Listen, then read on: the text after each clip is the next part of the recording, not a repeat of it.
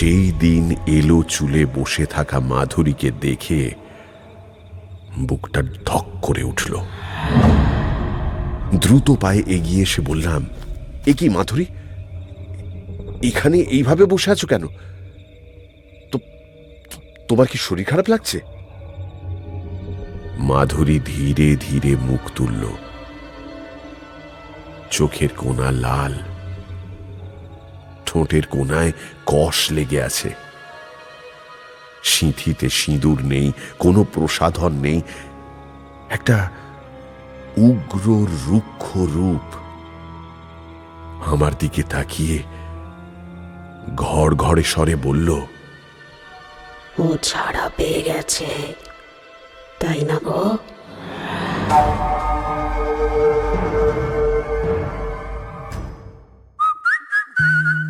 গপ্প মিরে ঠেক, কিছু ভয়, কিছু রহস্য, কিছু হাসি, কিছু প্রেম, এই ঠেকে সবই আছে। গপ্প মিরে ঠেকের আজকের গপ্প অভিক সরকারের লেখা হাড়িকাঠ। গপ্পটি আমরা নিয়েছি দ্বীপ প্রকাশন থেকে প্রকাশিত প্রেত যক্ষ ও অন্যান্য বইটি থেকে। Any digital copy of this content leading to piracy is a crime. এই গল্পের যে কোনো রকম পাইরেসির বিরুদ্ধে উপযুক্ত আইনি ব্যবস্থা নেওয়া হবে। পাইরেসি দণ্ডনীয় অপরাধ। অনুগ্রহ করে পাইরেসি করবেন না, পাইরেসি সাপোর্ট করবেন না। তাহলে শুরু করা যাক।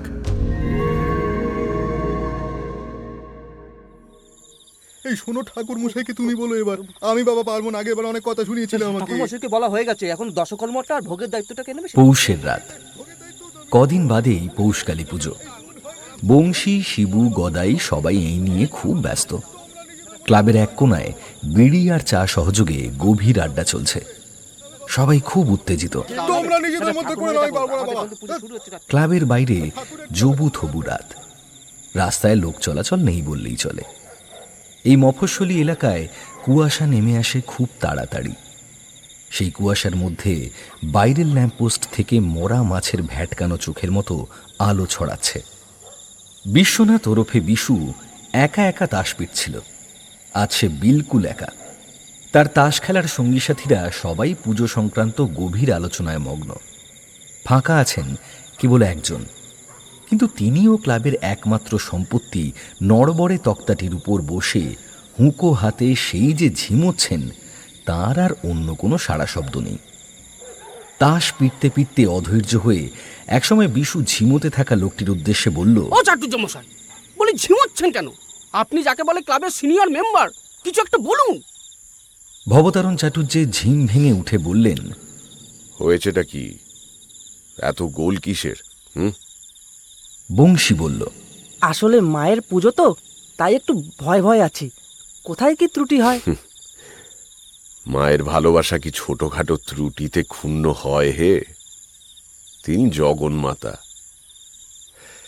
তাঁর ভালোবাসা সর্বজীবে পরিব্যাপ্ত।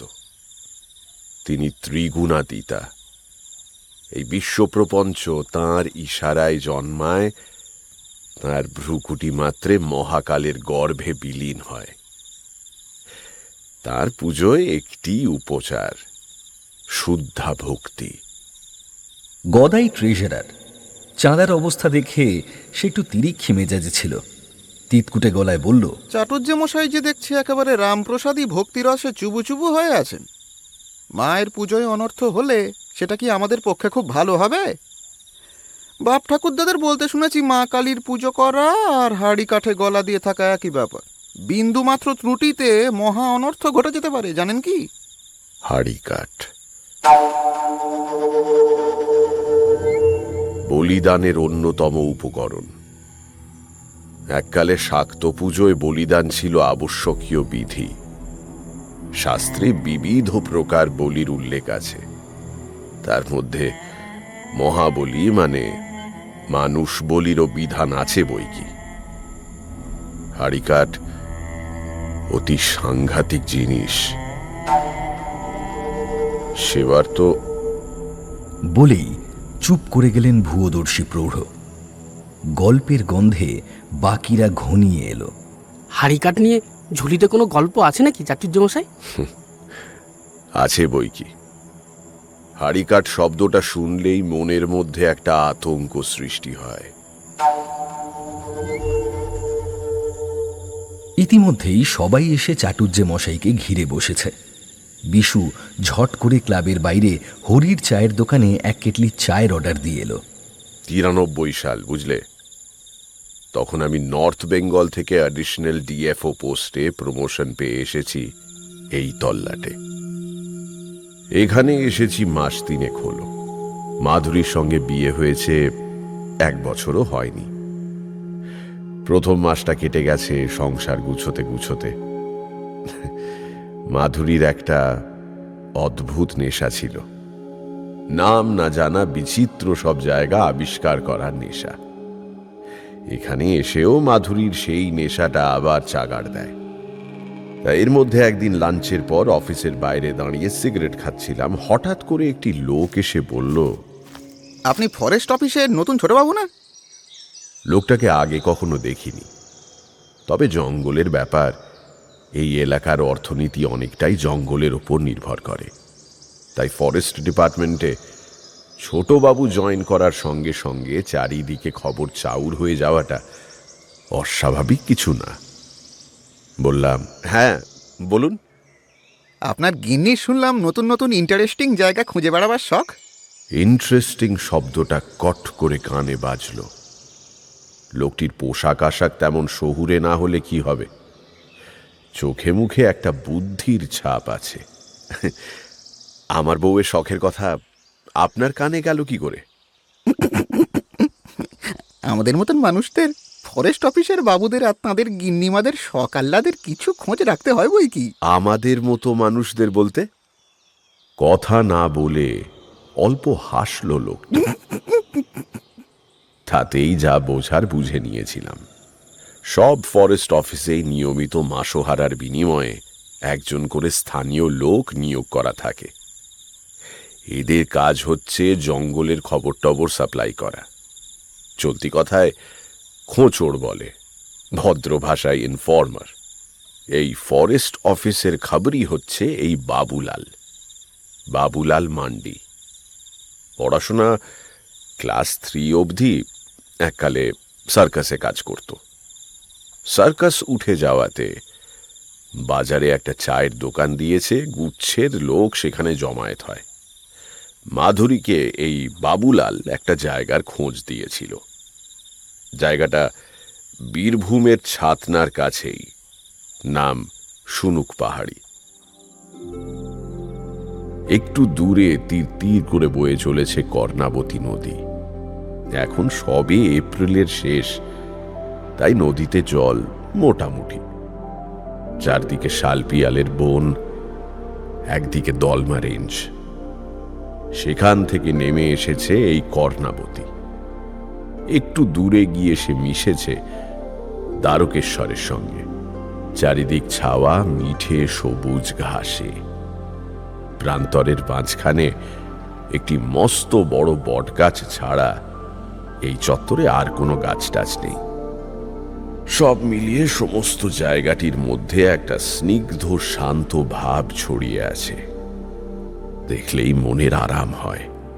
কোনো অজ্ঞাত কারণে কলকাতার হুজুগে বনভোজন পার্টি এখনো জায়গাটার খোঁজ পায়নি। নইলে জায়গাটা তো কলকাতা থেকে খুব বেশি দূরে নয়, ভোর ভোর বেরোলে ঘন্টা 4। এই নিয়ে পরপর 2 শনিবার আমরা এখানে এলাম। এখন বিকেল, সূর্য মামা পাটে বসবেন করছেন। আমরা দুজন ছাড়া একটিও লোক নেই। দূরে একটা গরু চড়ছে, আর ওপাশে মেঠো রাস্তা। তার ধার ঘেঁষে আমার সদ্য কেনা মারুতি জেনটা দাঁড়িয়ে। নদীতে অনেকক্ষণ পা ডুবিয়ে বসেছিলাম। উঠে এসে দেখি মাধুরী এক দৃষ্টে একটা ঢিবির দিকে তাকিয়ে আছে। কি গো, কি দেখছো ওখানে? আচ্ছা, গত সপ্তাহে যখন আমরা এখানে এসেছিলাম, এই ঢিবিটা কি দেখেছিলাম? ঢিবিটার দিকে তাকালাম। সাধারণ একটি মাটির স্তূপ, বাংলার গ্রামে গঞ্জে এরকম হাজার হাজার ঢিবি দেখা যায়। সারা গায়ে লম্বা লম্বা ঘাস গজিয়ে আছে, তাদের কয়েকটার মাথায় বেগুনি রঙের ফুল দুলছে। উচ্চতায় 8 ফুটের কম হবে না। দেখে থাকতে পারি, মনে পড়ছে না। কি কেন? আমার কেমন যেন মনে হচ্ছে এটা এখানে ছিল না। সে আবার কি? ঢিবি কি পাখি নাকি যে উড়ে উড়ে বেড়াবে? যার কি রাখো, আগের দিন আমরা কতক্ষণ ঘুরে বেড়ালাম এখানে, মনে নেই? কই, এটা চোখে পড়েনি তো। তুস, এটা এখানেই ছিল, আমরা খেয়াল করিনি হয়তো।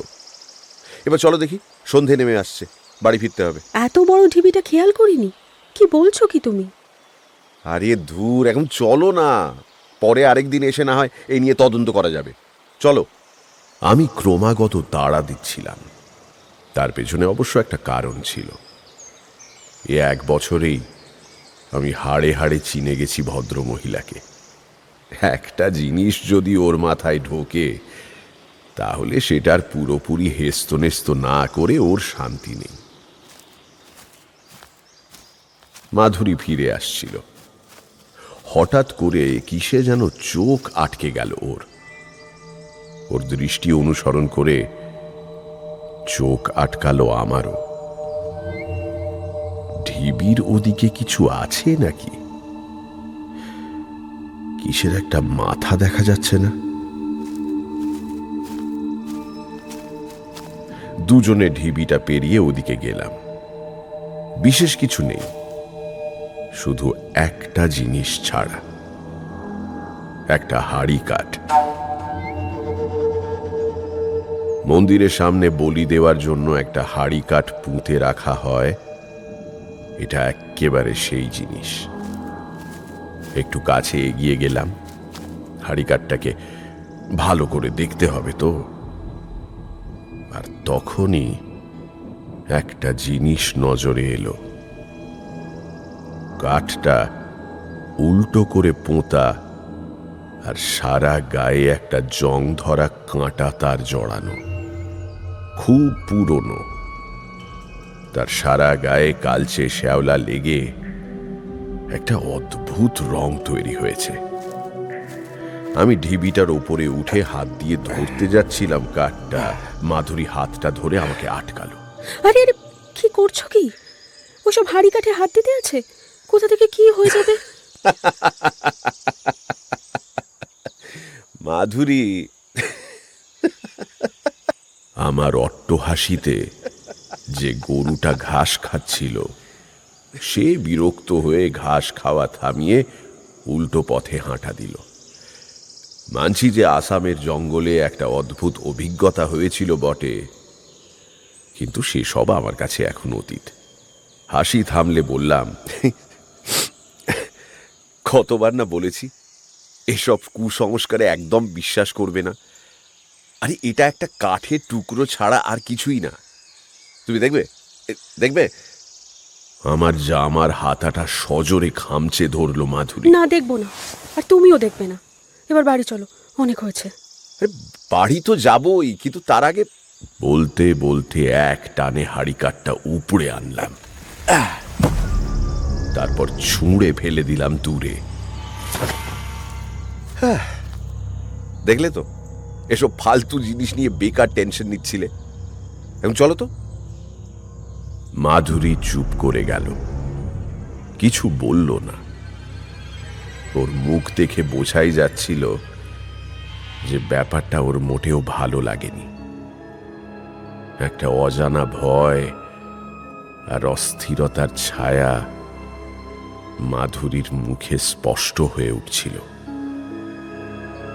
গায়ের চাদরটা শক্ত করে টেনে মাধুরী একটু ভয় পাওয়া মুখে বলল, বাড়ি চলো, আমার শীত করছে, খুব খুব শীত করছে। এই কর্ণবতীর তীর ছেড়ে, এই শান্ত মায়াবী তৃণাচ্ছাদিত ভূমি ছেড়ে চলে যাওয়ার ঠিক আগে, গাড়ি স্টার্ট দেওয়ার আগে একবার ঢিবিটার দিকে চোখ গেল। আর তখনই কেমন যেন আমার মনে হলো সেই অন্ধকার ঢিবিটার গায়ে নিচের মাটির আচ্ছাদন সরিয়ে অন্ধকারের পর্দা ছিঁড়ে হঠাৎ করে জ্বলে উঠল দুটো আলোর বিন্দু, দুটো চোখ।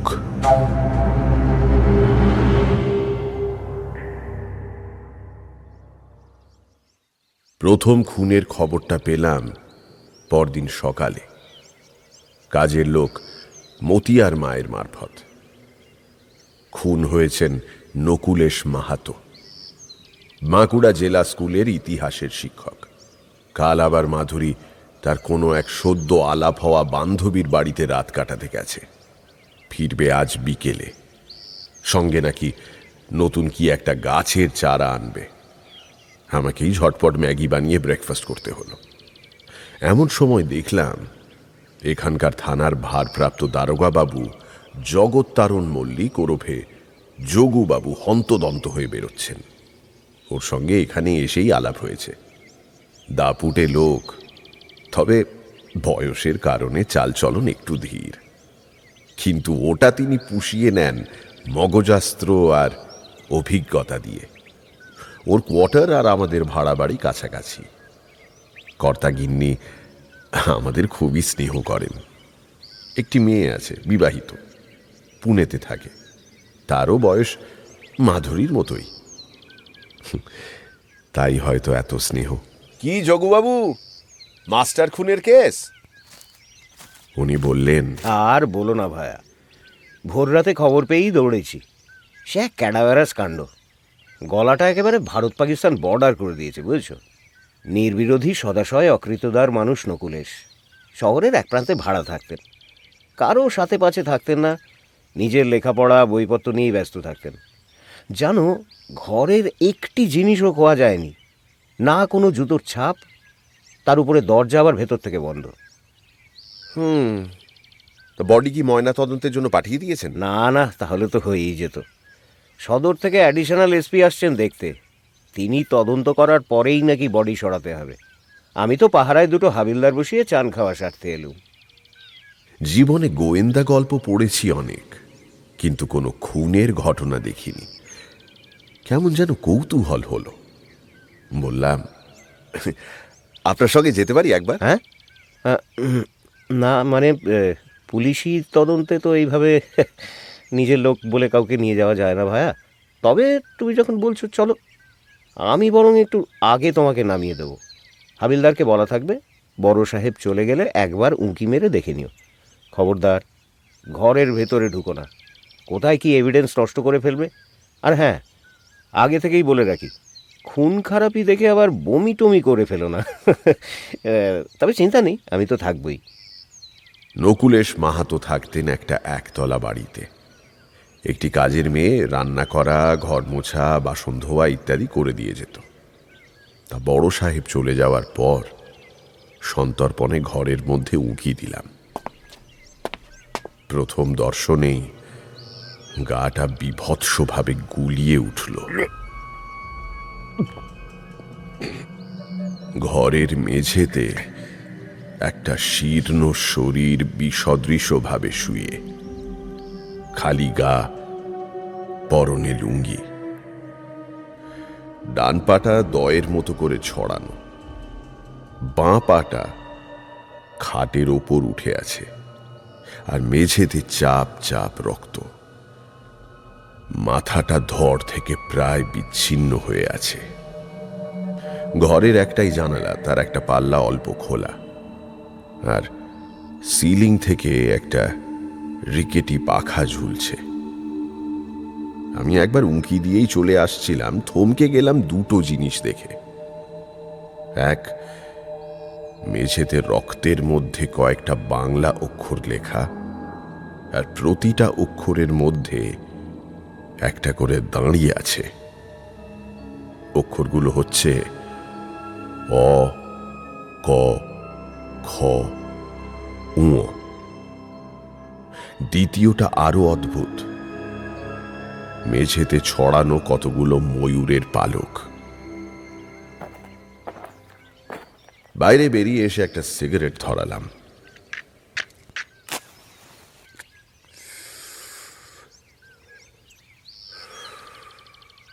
গা গোলাচ্ছিল তো বটেই, তার সঙ্গে মাথাটাও ভোম মেরেছিল। অক্ষরগুলোর মানে কি? আর ময়ূরের পালকই বা এলো কোথা থেকে? যোগুবাবু চলে গেলেন থানার দিকে, আমিও একটা রিক্সা নিয়ে অফিসের দিকে রওনা দিলাম। সেদিন বাড়ি ফিরতে ফিরতে সন্ধে 6টা বাজলো। রিক্সা থেকে নেমে দেখি সারা বাড়ি অন্ধকার, কোথাও কোনো আলো নেই। দেখে চিন্তায় পড়ে গেলাম। সচরাচর তো এরকম হয় না। 5টা বাজলেই মাধুরী সারা বাড়ির আলো জ্বালিয়ে তুলসী তলায় প্রদীপ দেয়। এসব ওদের পারিবারিক সংস্কার। মাধুরীর ফেরার কথা দুপুর নাগাদ। তাহলে কি এখনো ফেরেনি? কোনো অনর্থ ঘটল না তো?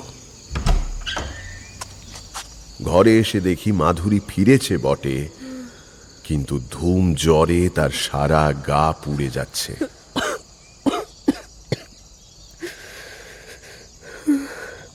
মতিয়ার মা বারান্দায় বসেছিল। মাধুরী নাকি ফিরে এসেই ধুম জ্বর, তাই দেখে সে আর বাড়ি যায়নি, আমার জন্য অপেক্ষা করছিল। হুটোপাটি করে ডাক্তারবাবুকে কল দেওয়া হলো। তিনি এসে 2টো ওষুধ লিখে আশ্বস্ত করলেন তেমন চিন্তার কোনো কারণ নেই, বর্ষার শেষে সিজন চেঞ্জের সময় এরকম হয়েই থাকে। মতিয়ার মা ভাতে ভাতে 2টো ফুটিয়ে দিল। মাধুরীর কপালে ওডিকোলন দিতে জ্বরটা কিছুটা নামল। তারপর জোর করে কয়েক দলা ভাত খাইয়ে দিলাম। ওষুধ খাওয়ানোর সময় মাধুরী হঠাৎ করেই বলল, ও ছাড়া পেয়ে গেছে, তাই না গো? কথাটা শুনে চিন্তায় পড়ে গেলাম। জ্বরের সময় ডিলিরিয়াম বা ভুল বকা মোটেও ভালো লক্ষণ নয়। কাল সকালে ডাক্তারবাবুকে আরেকটা কল না দিলেই নয়। পরের দিন অবশ্য তার দরকার পড়ল না। পরদিন সকাল থেকে মাধুরী আশ্চর্যভাবে একদম ফিট। ঘুম থেকে উঠে দেখি স্নান সেরে বাড়ির পেছনে ওরই হাতে বানানো ছোট্ট বাগানটায় গাছে জল দিচ্ছে।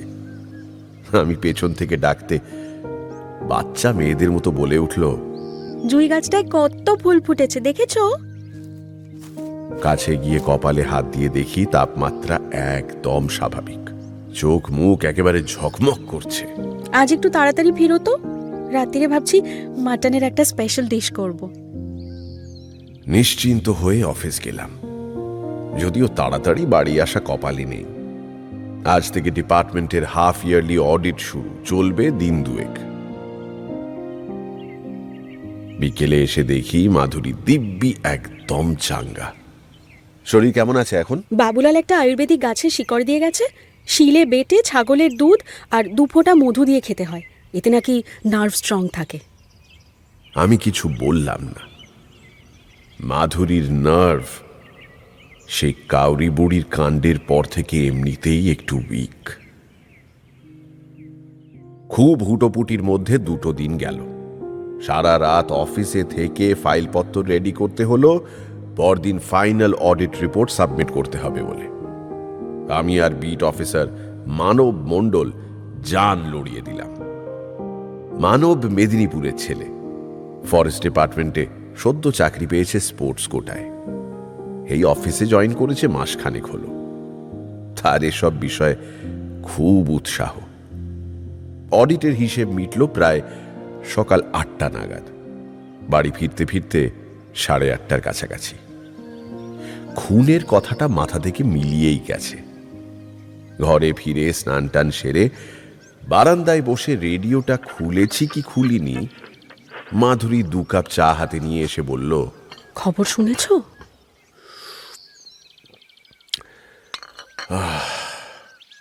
কাল সারাদিন সারা রাত অডিট কমিটির সঙ্গে লড়াই করে সবে ফিরলাম ডার্লিং। ওহ, চোখে এখনো অন্ধকার দেখছি। এই অবস্থায় এসব জাগতিক সংবাদের খোঁজ কি করে রাখি বলো দেখি।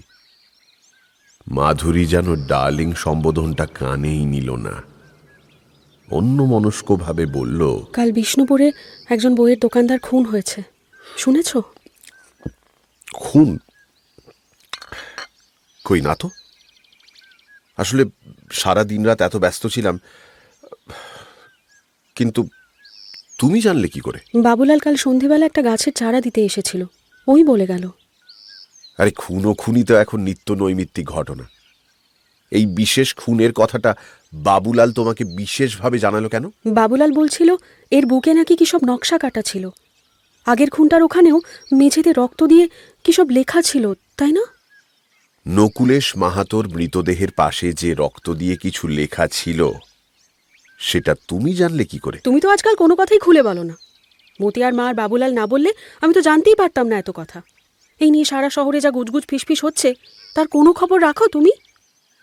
স্বীকার করতে বাধ্য হলাম, কোনো খবরই রাখি না। প্রথম খুনের কেসটা যে নিজের চোখে দেখে এসেছি, সেটা স্রেফ চেপে গেলাম। যোগুবাবুকেও বারণ করে দিয়েছিলাম যে উনি বা ওর গিন্নি যেন আমার ওখানে যাওয়া নিয়ে মাধুরীকে কিছু না বলেন। চায়ে সন্তর্পণে একটা চুমুক দিয়ে বললাম,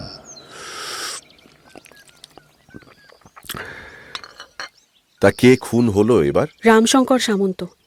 এককালে পাটের আড়তদারি করতেন। একটিমাত্র মেয়ে, বিয়ে করে কলকাতায় থাকে। স্ত্রী মারা যাবার পর ব্যবসাপত্র গুটিয়ে একটা বইয়ের দোকান খোলেন। ইদানিং ধর্মে কর্মে মতি হয়েছিল। কোনো এক সাধু বাবার কাছে নাকি দীক্ষাও নিয়েছিলেন। একলা মানুষ, চাকর বাকর নিয়ে থাকতেন। আজ ভোরে কাজের মেয়ে চা দিতে গিয়ে দেখে দরজা ভেজানো। ধাক্কা দিতে দরজা খুলে গিয়ে দেখে বিভৎস কাণ্ড। সামন্তবাবুর বডির নাকি মাথাটা মুচড়ে উল্টো করে ঘোরানো ছিল। কাজের মেয়ে সেসব দেখে বমিটমি করে একসা। বাবুলাল বলছিল লোকটার বুকে নাকি জ্বলন্ত শিক দিয়ে একটা স্টার আঁকা ছিল। শোনা মাত্র বুকের ভেতরটা ছ্যাঁত করে উঠল। মাধুরী পাশে বসে নিজের চায়ের কাপে চুমুক দিতে দিতে আনমনে বলতে থাকলো, বাবুলাল নিজে কানে শুনেছে। বিষ্ণুপুর থানার ওসি বলছিলেন যে লোকটাকে মারার পরেই ওর বুকে ওই স্টারটা এঁকে দেওয়া হয়েছে। বাপরে, কি নৃশংস বলো!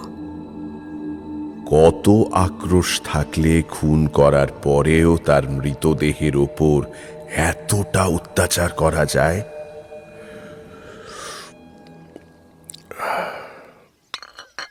আচ্ছা, এটা আজ ভোরের খুন, আর এখন বাজে 9টা। এর মধ্যে খবর পেয়ে গেলে? খারাপ খবর দাবানলের মতো ছড়ায়, জানো না? বাবুলাল নাকি খবর পেয়েছে দুটো খুন নিয়েই পুলিশের ওপর মহলে বেশ আলোড়ন পড়ে গেছে। কেন? প্রথমত, দুটো খুনেরই কোনো কারণ বা মোটিভ নেই। যারা খুন হয়েছেন তাদের কারোর সঙ্গে কারোর কোনো চেনা জানাও নেই। দুজনের অতীতও একদম পরিষ্কার। পুলিশ নাকি বুঝতেই পারছে না ওদের কেই বা মেরেছে আর কেনই বা মেরেছে। কথাটা শুনে বেশ ঘেঁটে গেলাম। খুনো খুনির ব্যাপার, মনে হচ্ছে যোগুবাবুর হেল্প লাগবে। ব্রেকফাস্ট সেরে যোগুবাবুর কোয়ার্টারে একবার ঢুঁ মারতে গেলাম। দেখলাম উনি নেই। বাড়ি এসে স্নান করে একটা টানা লম্বা ঘুম দিলাম। জেগে উঠে স্কুটারটা নিয়ে শহরটায় এক চক্কর দিয়ে এলাম। এসব খুনো খুনির ব্যাপার মাথায় আর এলোই না। ফেরত আসতে আসতে সন্ধে। চিকেন ভাজা আর বাদাম মাখা দিয়ে হুইস্কি খেতে খেতে বিভূতিভূষণের দেবযান পড়া শুরু করলাম। পরলোক চর্চা নিয়ে আমার একটা অনেক দিনের কৌতূহল তো ছিলই। রিসেন্ট কিছু বইপত্র পড়ে সে বিষয়ে উৎসাহ বেড়েছে। পড়তে পড়তে বেশ তন্ময় হয়ে গেছি। রাত তখন প্রায় 9:30। এমন সময় মাধুরী একটা গ্লাস এনে বলল, খেয়ে নাও। কি এটা? নার্ভ স্ট্রং করার আয়ুর্বেদিক ওষুধ, বাবুলালের আনা। দেবযানের মধ্যে একেবারে ডুবে গিয়েছিলাম। ফলে দ্বিরুক্তি না করে গ্লাসের মধ্যেকার গাঢ় সবজেটে তরলটা গলায় ঢেলে নিলাম। একটু কষাটে লাগলো বটে, তবে উপকারের কথা ভেবে সেটাকে আর গা করিনি। রাতের ঘুমটা হলো জব্বর। শেষ কবে এত গাঢ় ঘুম ঘুমিয়েছি মনে নেই। শুধু মনে থেকে গেল একটা স্বপ্নের আবছায়া রেশ, যেন এক শালঙ্কারা নারী মূর্তি আমার হাত ধরে টেনে নিয়ে যাচ্ছে এক অন্ধকার বনের গভীরে। আমার ভয় লাগছিল, ভীষণ ভয়, কিন্তু তার সঙ্গে অদেখাকে দেখার আর অজানাকে জানার এক দুর্নিবার আকাঙ্ক্ষাও যেন আমার সারা শরীর জাপটে ধরছিল। অরণ্যের অন্ধকারের মধ্যে আমি যেন হারিয়ে যাচ্ছিলাম এক বোধহীন, উন্মত্ত এবং বোবা বস্তুপিণ্ডের মতো। সেই হারিয়ে যাওয়ার মধ্যে আশঙ্কা আছে, আতঙ্ক আছে, কিন্তু তারও বেশি যেটা আছে সেটা হচ্ছে একটা গা শিরশিরানি অদ্ভুত ভালো লাগা।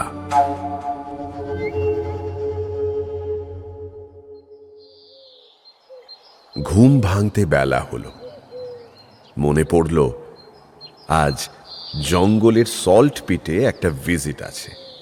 মাধুরীকে দেখতে পেলাম না। মতিয়ার মা বলল, দিদি তো ভোরে উঠে কোথায় যেন গেছে, ফিরবে একটু পরেই। আমি স্নান সেরে দ্রুত বেগে গামছায় গা মুছতে মুছতে বললাম, তুমি আমাকে ঝটপট ভাত বেড়ে দাও, দেরি করো না, বেরোবো। ভাত খাওয়ার সময় দেখি মতিয়ার মা আমার দিকে অদ্ভুতভাবে চেয়ে আছে। আমি মুসুর ডাল সেদ্ধ, আলু সেদ্ধ আর খাঁটি গাওয়া ঘি মাখা গোবিন্দভোগ চালের ভাত একসঙ্গে মেখে গোগ্রাসে গিলতে গিলতে জিজ্ঞেস করলাম, কি হয়েছে কিছু বলবে? দিদিকে একটু সাবধানে রাখো গো দাদা, দিদির বোধহয় হাওয়া লেগেছে। তাই নাকি? এরকম মনে হলো কেন? মাঝে মাঝে দিদিমণি কেমন করে গো দাদা, সাজবেলায় লাল লাল চোখ করে এলো চুলে দরজার কাছে বসে থাকে। আমি ডাকলেও সাড়া দেয় না। দুপুরে হঠাৎ হঠাৎ করে কোথায় যেন উদা হয়ে যায়, আবার ঠিক চুপচাপ ফিরে আসে। তারপর আরেকটা জিনিস, দিদির কিরকম বিড়ালে পা হয়েছে গো, কোথা থেকে হঠাৎ হঠাৎ আচমকা উদয় হয় বোঝাই যায় না। এইসব কথাকে আমল দেওয়ার মানেই হয় না। নতুন বিয়ের পর সব মেয়েরই বাড়ির জন্য মন কেমন করে। মাধুরীরও হয়তো তাই হয়েছে। সেই জন্যই উদাস এলো চুলে বসে থাকে। আর দুপুরে এদিক ওদিক যাওয়াটা খুবই স্বাভাবিক। আশেপাশের অনেক বৌদি বা মাসিমারাই ওকে খুব স্নেহ করেন দেখেছি। আর বিড়াল পায়ের ব্যাপারটা আর কিছুই না, মতিয়ার মা যে কানে কম শোনে এই কথা আমরা সবাই জানি। জঙ্গলে ঢুকতে ঢুকতে প্রায় 11টা বাজল। সল্ট পিটের কাছে যখন পৌঁছলাম তখন বেলা প্রায় 1টা। কিছু আর্জেন্ট কাজ সারার পর যেটা ঘটল সেটা খুবই আশ্চর্যের। আমাদের টিমে বাবুলালও ছিল। কাজকর্ম শেষ করে আমরা একটা পাথরের আড়াল বেছে টিফিন বের করেছি। এমন সময় বাবুলাল আমার উপরওয়ালা বামন বাবুকে বলল, সল্ট পিটের ওপর যে নালাটা দেখছেন না স্যার, তার ওপারে চমৎকার একটা জায়গা আছে, যাবেন নাকি? একদম নতুন জায়গা, আমি ছাড়া এর খোঁজ আর কেউ জানে না। বামন দেব বাবু অর্থাৎ বামন দেব ব্যানার্জি মশাই এই অফিসের ডিএফওর দায়িত্ব নিয়েছেন হপ্তা 2 হলো। হাইটে প্রকৃত অর্থেই বামন, কিন্তু দাপটে ইতিমধ্যেই চারিদিকে ত্রাহিমাম রব তুলে দিয়েছেন। বয়স 45-এর কাছাকাছি। ছোট ছোট করে ছাঁটা চুল, গুল্লি গুল্লি মাসল আর রাগী রাগী চোখের ভদ্রলোককে আমরা ইতিমধ্যেই ভয় পেতে শুরু করে দিয়েছি।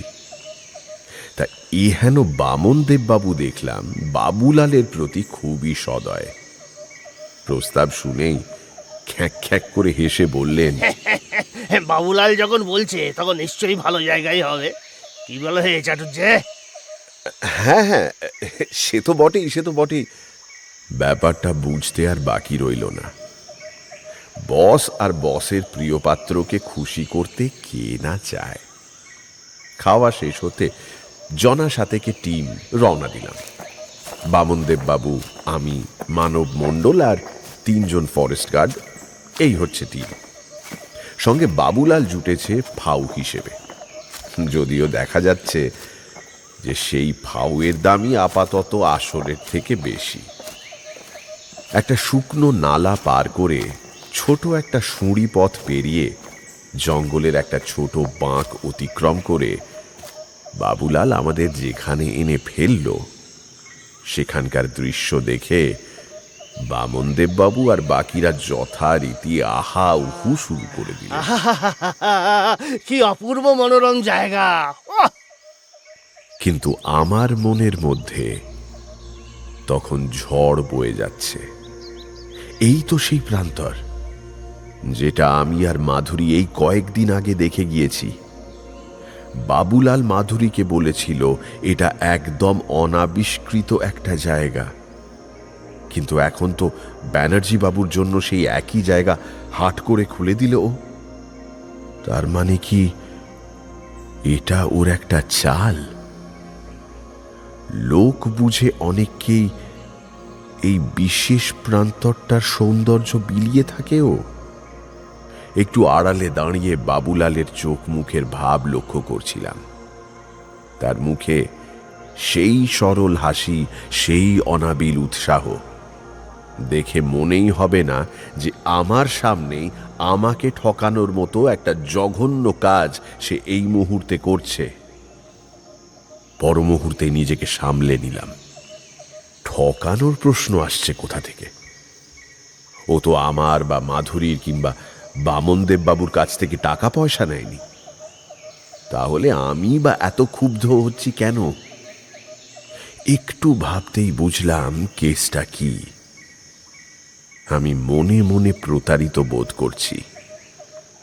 যে সৌন্দর্যে শুধু আমারই অধিকার ধরে নিয়েছিলাম, সেখানে অন্যকে প্রবেশ করতে দেখে ঈর্ষান্বিত হচ্ছি। নিজের বিবাহিত স্ত্রীকে অন্যের সঙ্গে অনুরক্ত হতে দেখলে পুরুষ যেমন যৌন ঈর্ষায় জর্জরিত হয়, তেমনি।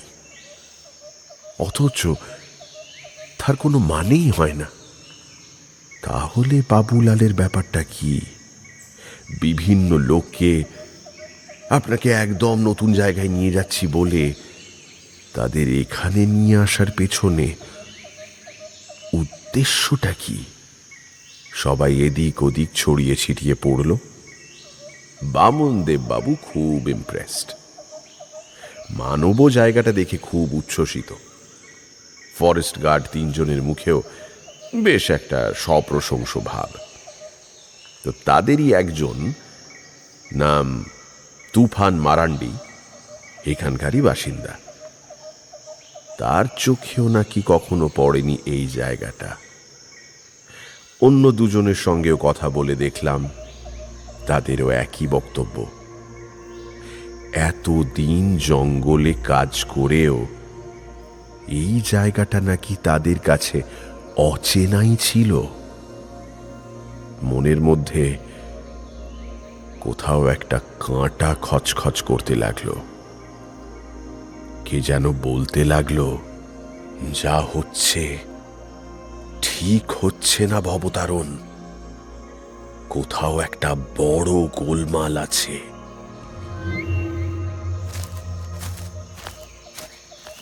একটু হাঁটতে হাঁটতে বড় বটগাছটার কাছে পৌঁছলাম।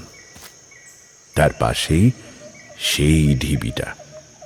সেখানে বাকি সব ঠিক আছে, শুধু দেখলাম বাবুলাল ঢিবিটার সর্বত্র আঁতি পাঁতি করে কি যেন একটা খুঁজছে।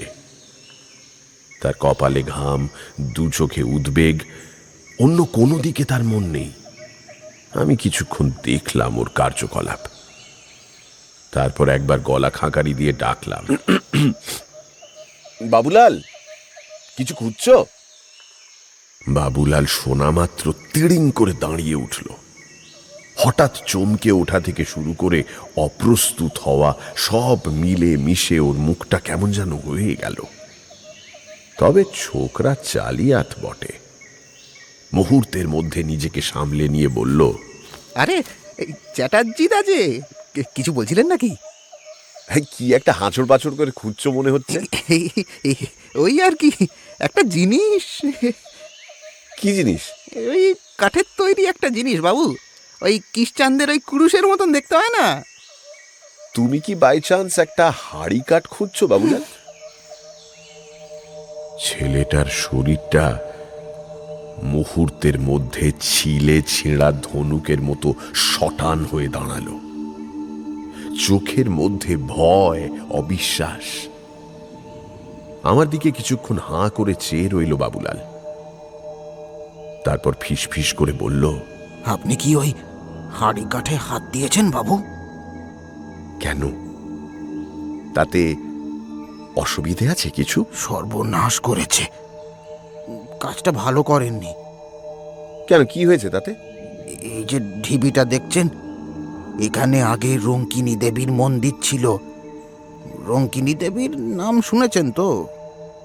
শুনেছি তো বটেই, বিভূতিভূষণের লেখাতেই তো পড়েছি। মহা জাগ্রত দেবী বাবু, আর সেই রকমই রাগী দেবী।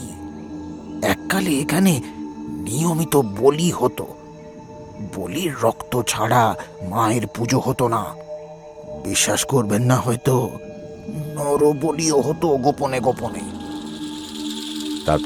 তারপর একদিন ইংরেজ সরকার বলে দিল যে নরবলি হবে না, শুধু পশু বলি হবে। কিন্তু এই শুনুক পাহাড়ির জমিদার মশাই শুনলেনই না। তিনি গোপনে গোপনে একটা নরবলির আয়োজন করলেন। কেন? জমিদার মশাইয়ের ছেলের একটা অদ্ভুত অসুখ ছিল। কারণে অকারণে মাঝে মাঝেই ক্ষেপে উঠতেন, পাগলের মতন আচরণ করতেন। হাতের সামনে যাকে পেতেন তাকেই দুমদাম মারধর করতেন। তখন তাকে আর সামলানো যেত না। এমনকি বাড়াবাড়ি চরমে উঠলে খুন জখমও করেছেন কিছু। অনেক ওষুধপত্র খাইয়েও সারেনি। শেষে জমিদার মশাইয়ের গুরুদেব এক মহাসিদ্ধ তান্ত্রিককে ধরে আনলেন কোত্থেকে। তিনি এসে নিদান দিলেন, কোনো এক যজ্ঞ করে নরবলি দিলে নাকি রোগ সেরে যাবে। তারপর জমিদারের আদেশে নায়েব মশাই চুপি সাড়ে সব আয়োজন করলেন। লক্ষণ দেখে একটি বামুনের ছেলেও ধরে আনা হলো। মন্দির বন্ধ করে তান্ত্রিক, গুরুদেব, জমিদার মশাই আর তার ছেলে যজ্ঞে বসলেন। কিন্তু শেষ রক্ষা হলো না। যে বামুন ঠাকুরের ছেলেকে তুলে আনা হয়েছিল, তিনি সদরে গিয়ে ইংরেজ ম্যাজিস্ট্রেটের কাছে নালিশ করলেন। ম্যাজিস্ট্রেট সাহেবের সেপাই এসে বলি আটকালো, পুজো বন্ধ করালো। আর জমিদার মশাইকে তাঁর ছেলে আর গুরুদেব শুদ্ধ উঠিয়ে নিয়ে চলে গেল। ওদিকে সেই সিদ্ধ তান্ত্রিক গোলেমালে কোথায় যে সরে পড়লেন কেউ জানে না। শুনে বেশ চমৎকৃত হলাম। এরকম কত গল্প যে হাটে মাঠে ছড়িয়ে আছে। জিজ্ঞেস করলাম, তারপর কি হলো? তারপর আর কি, আদালতের বিচারে জমিদারের ফাঁসির আদেশ হলো। জমিদারের ছেলে আর গুরুদেবের হাজতবাস। হাজতে একদিন জমিদারের ছেলে ক্ষেপে উঠে গুরুদেবের গলা টিপে খুন করে ফেলল। ইংরেজ সরকার তৎক্ষণাৎ বিচার টিচার সেরে তাকেও ফাঁসিতে ঝুলিয়ে দিল। শুনুক পাহাড়ির জমিদারি নষ্ট হয়ে গেল। এই মন্দিরও ধীরে ধীরে ধ্বংস হয়ে গেল। তার জায়গায় জেগে রইল এই ঢিবিটা। তারপর আর কি, আদালতের বিচারে জমিদারের ফাঁসির আদেশ হলো। জমিদারের ছেলে আর গুরুদেবের হাজতবাস। হাজতে একদিন জমিদারের ছেলে ক্ষেপে উঠে গুরুদেবের গলা টিপে খুন করে ফেলল। ইংরেজ সরকার তৎক্ষণাৎ বিচার টিচার সেরে তাকেও ফাঁসিতে ঝুলিয়ে দিল। শুনুক পাহাড়ির জমিদারি নষ্ট হয়ে গেল। এই মন্দিরও ধীরে ধীরে ধ্বংস হয়ে গেল। তার জায়গায় জেগে রইল এই ঢিবিটা। আর ঢিবির মাথায় জেগে রইল শুধু হাড়ি কাঠ। রঙ্গিনী দেবীর চিহ্ন হিসেবে। তা সেই হাড়ি কাঠে হাত দিলে কি একটা সর্বনাশের কথা বলছিলে জানো? আমি মাঝে মাঝেই এখানে আসি বাবু, একবার করে দেখে যাই হাড়ি কাঠটা ঠিকঠাক আছে কিনা। কেন তুমি আসো কেন? কারণ সেই পালিয়ে যাওয়া তান্ত্রিক আমারই পূর্বপুরুষ ছিলেন বাবু। আমাদের পরিবারে একটা কথা প্রচলিত, এই হাড়ি কাঠ নাকি দেবীর মতোই ভারী জাগ্রত, তাকে জাগাতে নেই, তাতে হাত দিলেই অনর্থ। তখন সে নাকি রক্তের খোঁজে শিকার খুঁজে বেড়ায়। রঙ্কিনী দেবীর কোপ নেমে আসে এই গোটা এলাকা জুড়ে। আমি কিছু বলতে যাওয়ার আগেই দূর থেকে বামনদেব বাবুর তৃপ্ত এবং প্রসন্ন কণ্ঠস্বর ভেসে এলো। কি হলো ভবতারণ? বলি গেলে কোথায়? বাবুলালি বা কোথায় হারিয়ে গেল? এবার তো ফেরার রাস্তা দেখতে হয়। ফেরার রাস্তাটা চুপচাপ কাটল, সবাই একটু বেশি চুপচাপ। কয়েকবার ইচ্ছে করে ঘাড় ঘুরিয়ে বাবুলালের মুখটা দেখলাম। ভাবলেশহীন মুখ, চোখ, যেন একটু আগে ওর আর আমার মধ্যে কিছুই ঘটেনি। বাড়ি এসে হাত পা ধুয়ে শুয়ে পড়লাম। শরীরটা ক্লান্ত ছিল।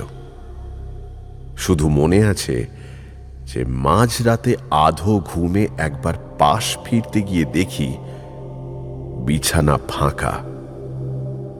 ভাবলাম মাধুরী বাথরুমে গেছে, হয়তো এক্ষুনি ফিরে আসবে। বোমাটা ফাটল পরদিন সকালে। ঘুম থেকে ঝাঁকুনি দিয়ে তুলল মাধুরী। হাঁপাতে হাঁপাতে বলল, ওগো শুনছো? শিগগিরই ওঠো, তোমাদের বামনদেব বাবু খুন হয়েছেন।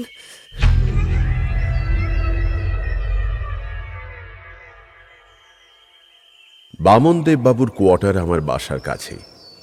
একাই থাকতেন ভদ্রলোক। স্ত্রী থাকেন কলকাতায়, সেখানে কোনো এক কলেজে পড়ান।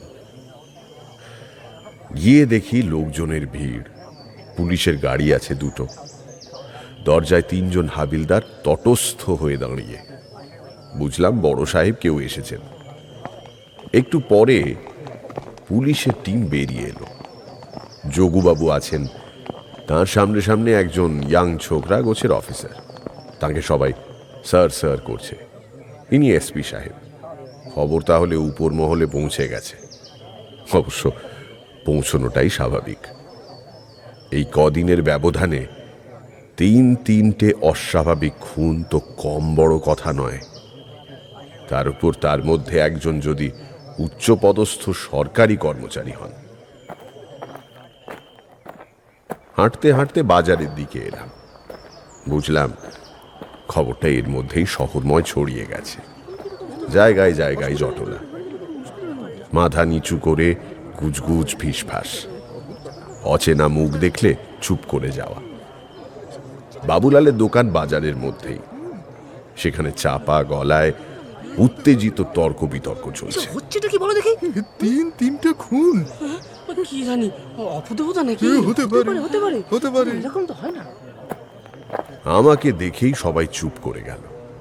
বাবুলাল 1 কাপ চা হাতে ধরিয়ে দিয়ে উপস্থিত জনতাকে বলল, ফরেস্ট অফিসের ছোট বাবু। চা হাতে নিয়ে দেখি জটলার মধ্যে মানবও উপস্থিত। আমি চায়ে একটা চুমুক দিয়ে বললাম, কেসটা কি হয়েছে খুলে বলো তো মানব। মানব বলল, কি আর বলবো দাদা, স্যার যে একলাই থাকতেন সে তো জানেনি। ভোরের খবরের কাগজওয়ালা এসেছিল কাগজ দিতে।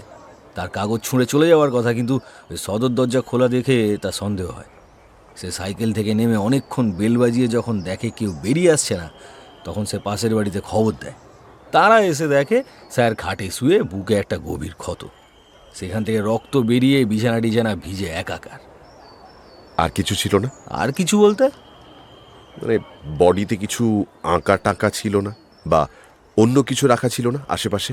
বডির বুকের ওপর একটা মেয়ে পুতুল বসানো ছিল। বাচ্চা পুতুল নয়, বারবির মতো কিশোরী মেয়েদের পুতুল। আমার মন বলছিল আগের খুনগুলোর মতোই এখানেও কিছু একটা নিশ্চয়ই অদ্ভুত কিছু থাকবে। সেটা মিলে যেতে একটা সন্দেহ দানা বেঁধে উঠল মনের মধ্যে।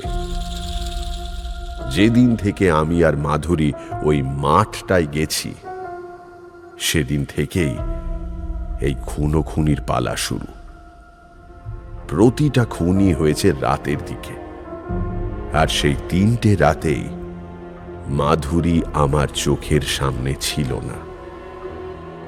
প্রথমবার ও কোনো এক বান্ধবীর বাড়িতে রাত কাটাতে গিয়েছিল, দ্বিতীয়বার আমি বাড়ি ছিলাম না, আর কাল একবার যেন ঘুমের ঘোরে মনে হলো মাথাটা একবার জোর করে ঝাঁকিয়ে নিলাম। এসব কি উল্টোপাল্টা ভাবছি আমি? পাগল হয়ে গেলাম নাকি? চায়ের দাম মিটিয়ে দিলাম বাবুলালকে। ফেরার পথে যোগু বাবুর সঙ্গে দেখা। বাড়ির সামনে জিপ থেকে নামছিলেন। আমাকে দেখে বললেন, শুনেছ তো সব? গলা শুনে যোগুবাবুর বাড়ির মধ্যে সিঁধিয়ে গেলাম। এসব কি হচ্ছে দাদা?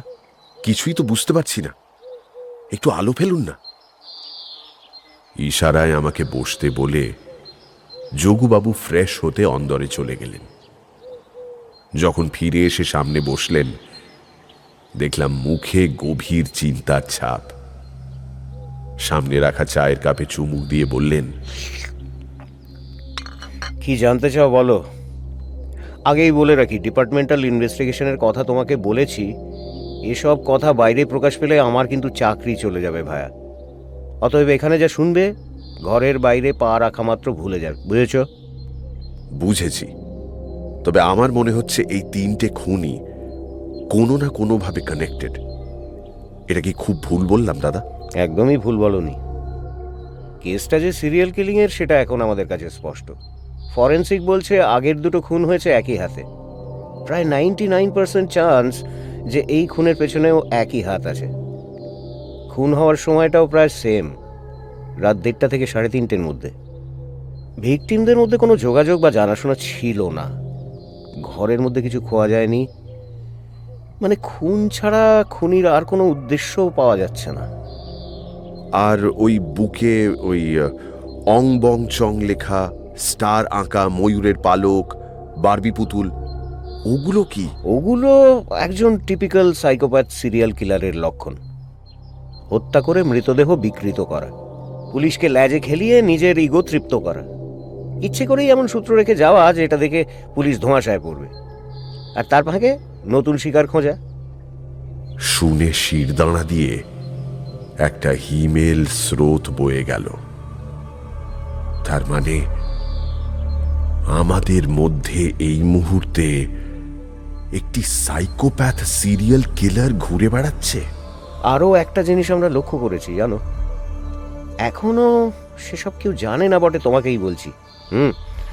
প্রতিটা কেসে দেখা যাচ্ছে বাড়ির বাইরে কি যেন একটা পুঁতে ফের তুলে নিয়ে যাওয়া হচ্ছে। খুব বড় কিছু নয়, যেমন ধরো একটা উইকেট বা একটা ছাগল বাঁধার খুঁটি বা একটা মোটা গাছের ডাল বা একটা হাড়িকাঠ হতেই পারে। ইনফ্যাক্ট আমরা সেই জায়গায় জবা ফুল আর আলো চালের ট্রেসও পেয়েছি বটে। পুলিশ কি বলছে? কথাটা লালবাজার আর ভবানী ভবন অবধি পৌঁছে গেছে ভাইয়া। কাল সিআইডির টপ অফিসার আসছেন তদন্তে। নিউজ পেপারে বা টিভি চ্যানেলে খবরটা চেপে দেওয়া হয়েছে বটে পাবলিকের মধ্যে প্যানিক ছড়াবে বলে, কিন্তু ব্যাপারটা খুবই সিরিয়াস।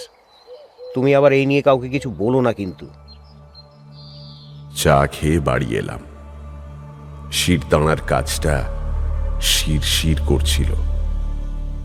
কটা দিন সাবধানে থাকতে হবে মনে হচ্ছে। যোগু বাবুদের এত সাবধানতা সত্ত্বেও খবরটা চাপা রাখা গেল না।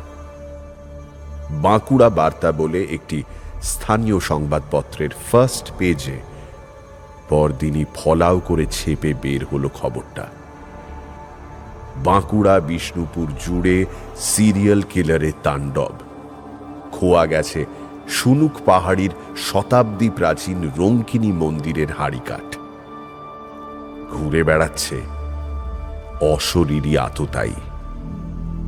সারা শহর জুড়ে যেন অলিখিত কারফিউ লেগে গেল। চারিদিকে একটা থমথমে ভাব।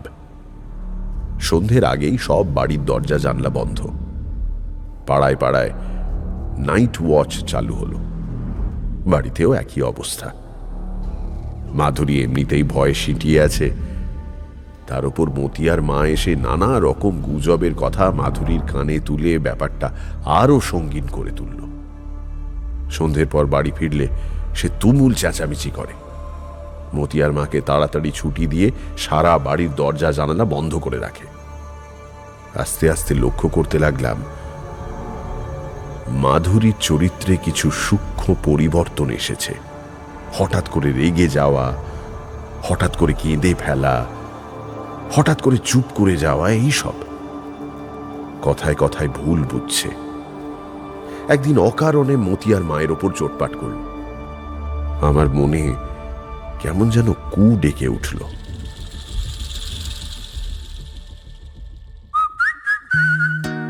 শুনছেন গপ্প মীরের ঠেকের আজকের গপ্প, অভিক সরকারের লেখা হাড়িকাঠ। এখনো যদি ঠেকে সাবস্ক্রাইব না করে থাকেন তাহলে কিন্তু ঠকবেন। Subscribe to my official channel and do not forget to click on the bell icon for notifications. তাহলে বাকিটা শোনা যাক।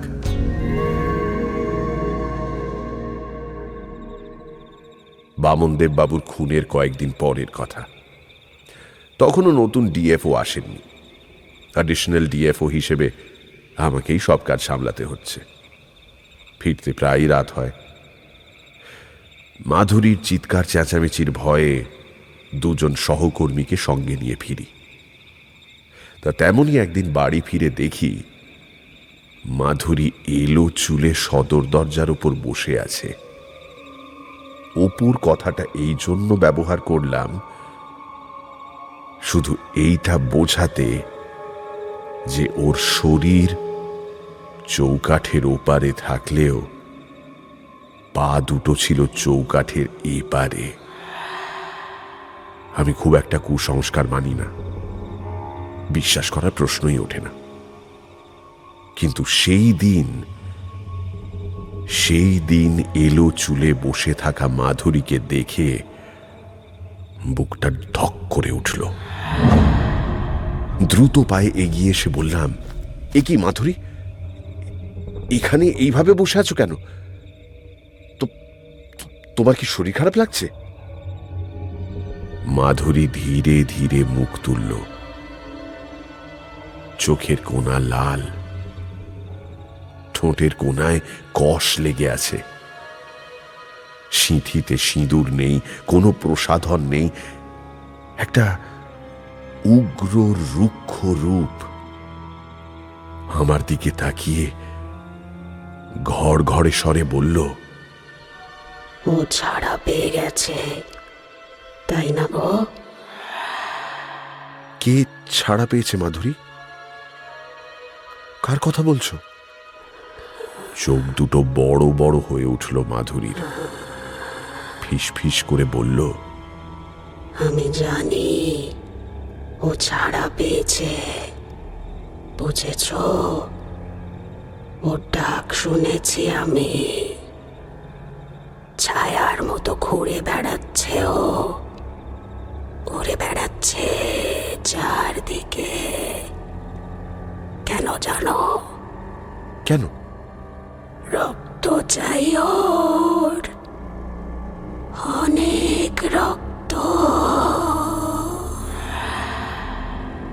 মাধুরীকে প্রায় কোল পাঁজা করে তুলে নিয়ে যেতে হলো। বুকটা ধক ধক করছিল। মনে হচ্ছিল কি যেন একটা সর্বনাশ আমার উপর ঝাঁপিয়ে পড়বে বলে অপেক্ষা করছে।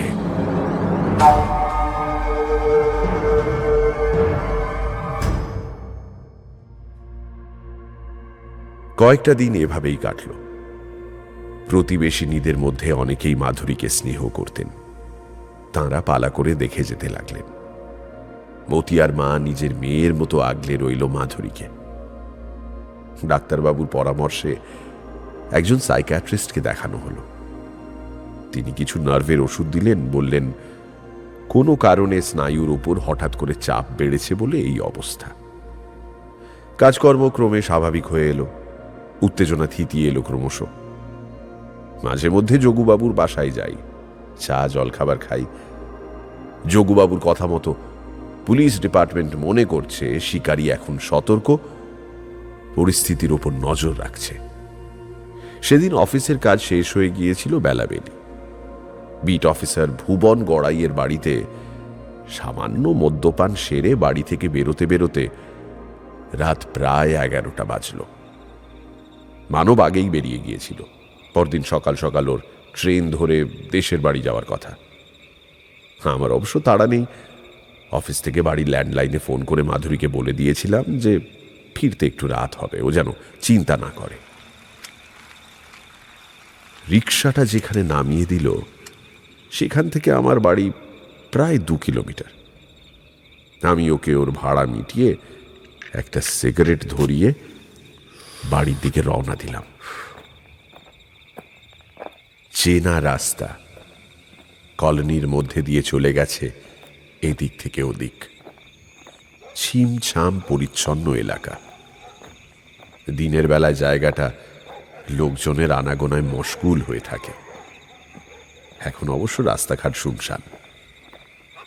খানিকটা এসে ডান দিকে বেঁকে একটা শর্টকাট নিলাম। মাঝে একটা এল শেপের বাঁক ছিল। বাঁক ঘুরতেই ডাক্তার নৃসিংহ প্রসাদ দাশগুপ্তর বাড়ি। মাধুরীর চিকিৎসা ইনিই করেন। জটিল অসুখ বিসুখ বা অপারেশন বাদ দিলে বাকি রোজকার সাধারণ চিকিৎসায় ডাক্তারবাবু সাক্ষাৎ ধন্বন্তরী। ভদ্রলোক মানুষ হিসেবে অতি মাইডিয়ার গোছের লোক। বাড়ির সামনে আসতেই কি যেন একটা দেখে থমকে গেলাম। ডাক্তারবাবুর সদর দরজার এক কোণে হাঁটু সমান উচ্চতার কি ওটা? দ্রুত পায়ে এগিয়ে গেলাম সেদিকে। নেশার মধ্যেও কি যেন একটা বুকের মধ্যে টিকটিক করছিল। দরজার কাছটা একটু অন্ধকার, ল্যাম্পপোস্টটাও অনেক দূরে, এদিকে আলো আসে না। প্রথমে বুঝলাম না জিনিসটা কি। পকেট থেকে লাইটার বের করে জিনিসটার সামনে উবু হয়ে বসলাম। ইতিমধ্যে সিগারেটটা নিভে গেছে। লাইটার জ্বালিয়ে আগে সিগারেট ধরিয়ে সেই লাইটারটা জিনিসটার দিকে এগিয়ে নিয়ে গেলাম। আর তারপর মনে হলো আমার হৃৎপিণ্ডটা যেন লাফিয়ে গলা দিয়ে বেরিয়ে আসবে। স্পষ্ট চোখে দেখি রঙ্গিনী দেবীর হাড়ি কাঠ।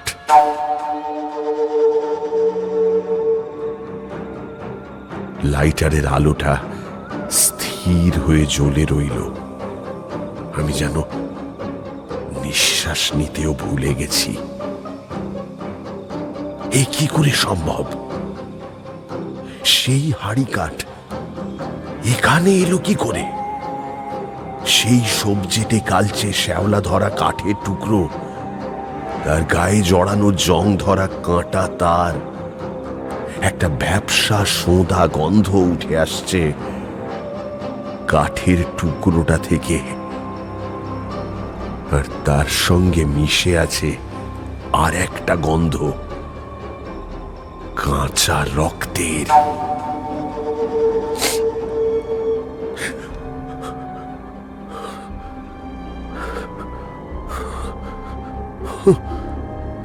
লাইটার বন্ধ করে উঠে দাঁড়ালাম। হাত পা থরথর করে কাঁপছিল আমার। এদিক ওদিক তাকিয়ে দেখলাম কেউ নেই। নিজের অজান্তেই চোখ গেল ডাক্তারবাবুর দোতলায় বারান্দার দিকে।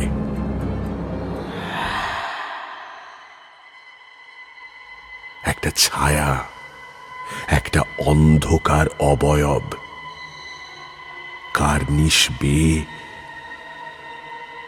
টিকটিকির মতো উঠে যাচ্ছে বারান্দার দিকে। কোনো মানুষ যে এইভাবে দেওয়াল বাইতে পারে আমার জানা ছিল না আগে। পা দুটো যেন কে গেঁথে দিয়েছিল আমার। শরীরটা বারান্দায় নামলো। বারান্দার পাশেই ডাক্তারবাবুর শোয়ার ঘর। ধীরে ধীরে একটা সরু কি যেন জানালার পাল্লার ফাঁক দিয়ে ঢুকিয়ে দিল। কট করে একটা ক্ষীণ আওয়াজ এত দূর থেকেও শুনতে পেলাম। পাল্লাটা দুহাট করে খুলে গেল। শরীরটা নেমে গেল ঘরের মধ্যে। আমার গলা শুকিয়ে কাঠ, সারা গা ঘামে ভিজে যাচ্ছে। পা দুটোকে যেন গেঁথে দিয়েছে মাটিতে। এখান থেকে দেখতে পাচ্ছি ঘরের মধ্যে নড়াচড়ার আভাস। বুঝতে পারছি সাংঘাতিক একটা কিছু ঘটতে যাচ্ছে, কিন্তু শরীরে শক্তি নেই যে কিছু করব। বুকের ভেতরটা হাঁফড়ের মতো ওঠানামা করছে।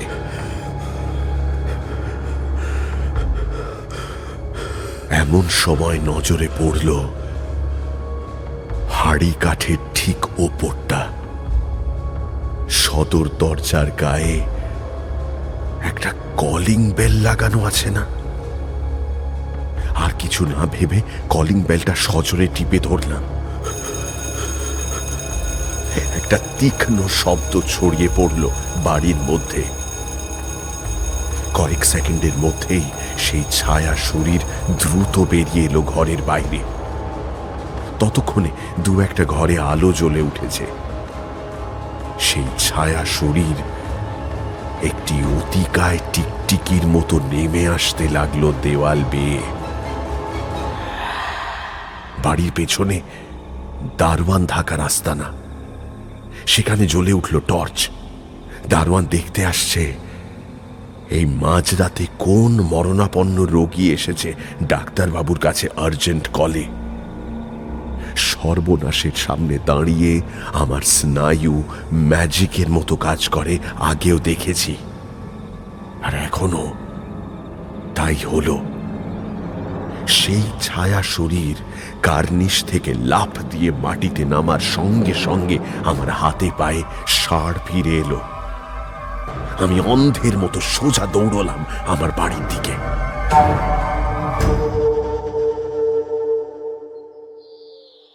ডাক্তারবাবুর বাড়িতে সিরিয়াল কিলারের হানার খবরে শহরে যেন বিদ্যুৎ বয়ে গেল। পুলিশ এসে ডাক্তারবাবু আর দারোয়ানকে কয়েক দফা জিজ্ঞাসাবাদ করে গেল। সাক্ষাৎ মৃত্যুর হাত থেকে বেঁচে ফিরে ডাক্তারবাবু যেন হিরো হয়ে গেলেন। শুধু সেই রাতে কলিং বেল কে বাজিয়েছিল সে রহস্য খোলসা হলো না।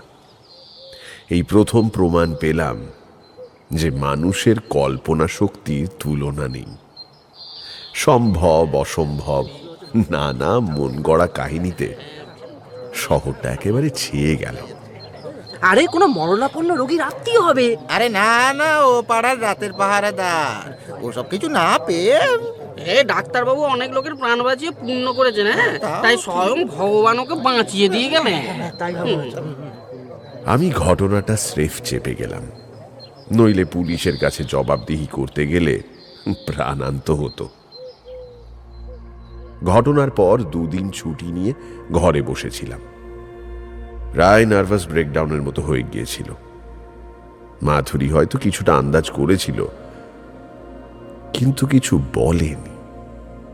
শুধু যোগুবাবুর কাছ থেকে পরে একটা খবরই উদ্ধার করতে পেরেছিলাম। সিরিয়াল কিলার নাকি একটা কনিষ্কের মূর্তি ফেলে গেছে।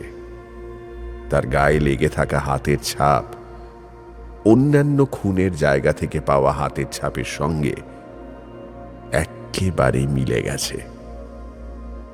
আমার কেন জানি না মনে হচ্ছিল যে এইসব ফেলে যাওয়া সিম্বল, এদের মধ্যে একটা গূঢ় যোগাযোগ আছে, কোনো একটা সংকেত আছে যেটা আমরা ধরতে পারছি না। খুনি যেন এক একটা সূত্র ফেলে রেখে চ্যালেঞ্জ করেছে, এই দেখো বলে দিচ্ছি কে আমি, এবার আমাকে ধরে দেখাও দেখি। অফিস জয়েন করে জানলাম বাবুলালকে নাকি 2 দিন ধরে পাওয়া যাচ্ছে না। অফিসেও আসে না, দোকানও বন্ধ। আমি অবশ্য সেসব নিয়ে মাথা ঘামালাম না। নতুন ডিএফও জয়েন করবেন, তার জন্য চার্জ টেক ওভারের ফাইল তৈরি করতে হবে। এদিকে মানব গেছে ওর দেশের বাড়ি, ওর ঠাকুরদার প্রতিষ্ঠিত স্কুলে নাকি বড় করে রবীন্দ্র জয়ন্তী হয়, সেই সব সামলাতে। ফলে সব ঝক্কি আমার ঘাড়ে। কাজে কর্মে বুঁদ হয়ে গেলাম। কাজ শেষ হতে হতে বিকেল 4টে। বেরোতে যাব এমন সময় মানবের ডেস্কের সামনে আটকা পড়ে গেলাম। ডেস্কের ওপর একটা পাঁজি পড়ে, তার একটা পাতায় একটা পেজ মার্ক করা আছে। পাঁজিটা তুলে নিলাম। সেই পেজটা খুলে দেখি 25শে বৈশাখের ডেটে পেজ মার্কার গুঁজা। অন্যমনস্ক ছিলাম, তাই পেজ মার্কারটা যথাস্থানে না গুঁজে পকেটে নিয়ে নিলাম। বাড়ি যাওয়ার পথে বাজারে গেছি সাংসারিক কেনাকাটা করতে, দেখি বাবুলাল দোকান খুলছে। বললাম, কি হে, 2 দিন ছিলে কোথায়? এদিকে শহরে যে ধুন্ধুমার কাণ্ড, খবর রাখো কিছু? আর বলবেন না বাবু, বাড়ির ডাব গাছ থেকে ডাব পাড়তে গিয়ে পাটা মচকা ছিল, চুন হলুদ লাগিয়ে শুয়েছিলাম 2 দিন। এখন একটু ঠিক হয়েছে বলে দোকান খুলতে এসেছি। খবর পেয়েছি সবই, কি আর বলবো বলুন তো, সাবধানে থাকতে হবে। এই যা। বাবুলালের পায়ের দিকে তাকিয়ে হঠাৎ করে মাথায় যেন একটা বিদ্যুৎ খেলে গেল। বাড়ি এসে মারুতিটা বার করলাম। মাথার মধ্যে একটা অস্বস্তি টিকটিক করছে। গৌতম মণ্ডল বাঁকুড়া জেলা স্কুলে ইতিহাস পড়ান। অতি অমায়িক লোক। স্থানীয় ইতিহাস, বিশেষ করে বাঁকুড়ার পুরাকীর্তি বিষয়ে বিশেষজ্ঞ। একটা সরকারি অনুষ্ঠানে আলাপ হয়েছিল। হঠাৎ করে তাঁর বাড়িতে উপস্থিত হওয়াতে অবাক হলেন বটে, তবে আপ্যায়নে ত্রুটি রইল না। আমি সরাসরি কাজের কথায় চলে গেলাম। আচ্ছা, এই অঞ্চলে কখনো কোনো রঙ্কিনী দেবীর মন্দির ছিল? দেখুন, রঙ্কিনী দেবীর মিথ তো ঝাড়খণ্ড থেকে মেদিনীপুর এই বিস্তীর্ণ অঞ্চলে ছড়িয়ে আছে। বাঁকুড়ায় একটা থাকলে অবাক হতাম না। তবে বাঁকুড়া শহর বা তার আশেপাশে রঙ্কিনী দেবীর কোনো পুরনো মূর্তি বা দেউলের খোঁজ অন্তত আমার জানা নেই। আচ্ছা, এখানে নয়, ধরুন আর একটু দূরে, শুনুক পাহাড়ির দিকে, ওখানকার জমিদার বাড়ির প্রতিষ্ঠিত মূর্তি। শুনুক পাহাড়িতে জমিদারি? সেখানে তো ঘন জঙ্গল ছিল এই সেদিনও। ওখান থেকে কতবার হাতির দল নেমে এসেছে বাঁকুড়া টাউনে। আচ্ছা, কবেকার কথা বলছেন বলুন তো? ধরুন ব্রিটিশ পিরিয়ডে। ব্রিটিশ পিরিয়ডে শুনুক পাহাড়িতে জমিদারি? এসব গাল গল্প কে শোনালো আপনাকে? বাবুলালের গল্পটা পুরোটা শোনালাম ওকে, অবশ্যই নামটা উজ্জ্ব রেখে। মাথা নাড়লেন গৌতমবাবু। অসম্ভব! সেই সময় ওখানে মানুষের বসতি, তার উপর জমিদারি? না, আপনার বন্ধু আপনার সঙ্গে মজাই করেছে, এ বিষয়ে আমি নিশ্চিত। ফেরার পথে একবার পার্কে গিয়ে বসলাম। মাথাটা একেবারে ভোম মেরেছিল। সব কিছু জট পাকিয়ে তালগোল হয়ে যাচ্ছিল মাথার মধ্যে। আমাকে এত বড় মিথ্যেটা বলার কারণ কি? রামশঙ্কর বাবুর খুনের দিন অত সকালে বাবুলাল জানলো কি করে খুনের ব্যাপারটা?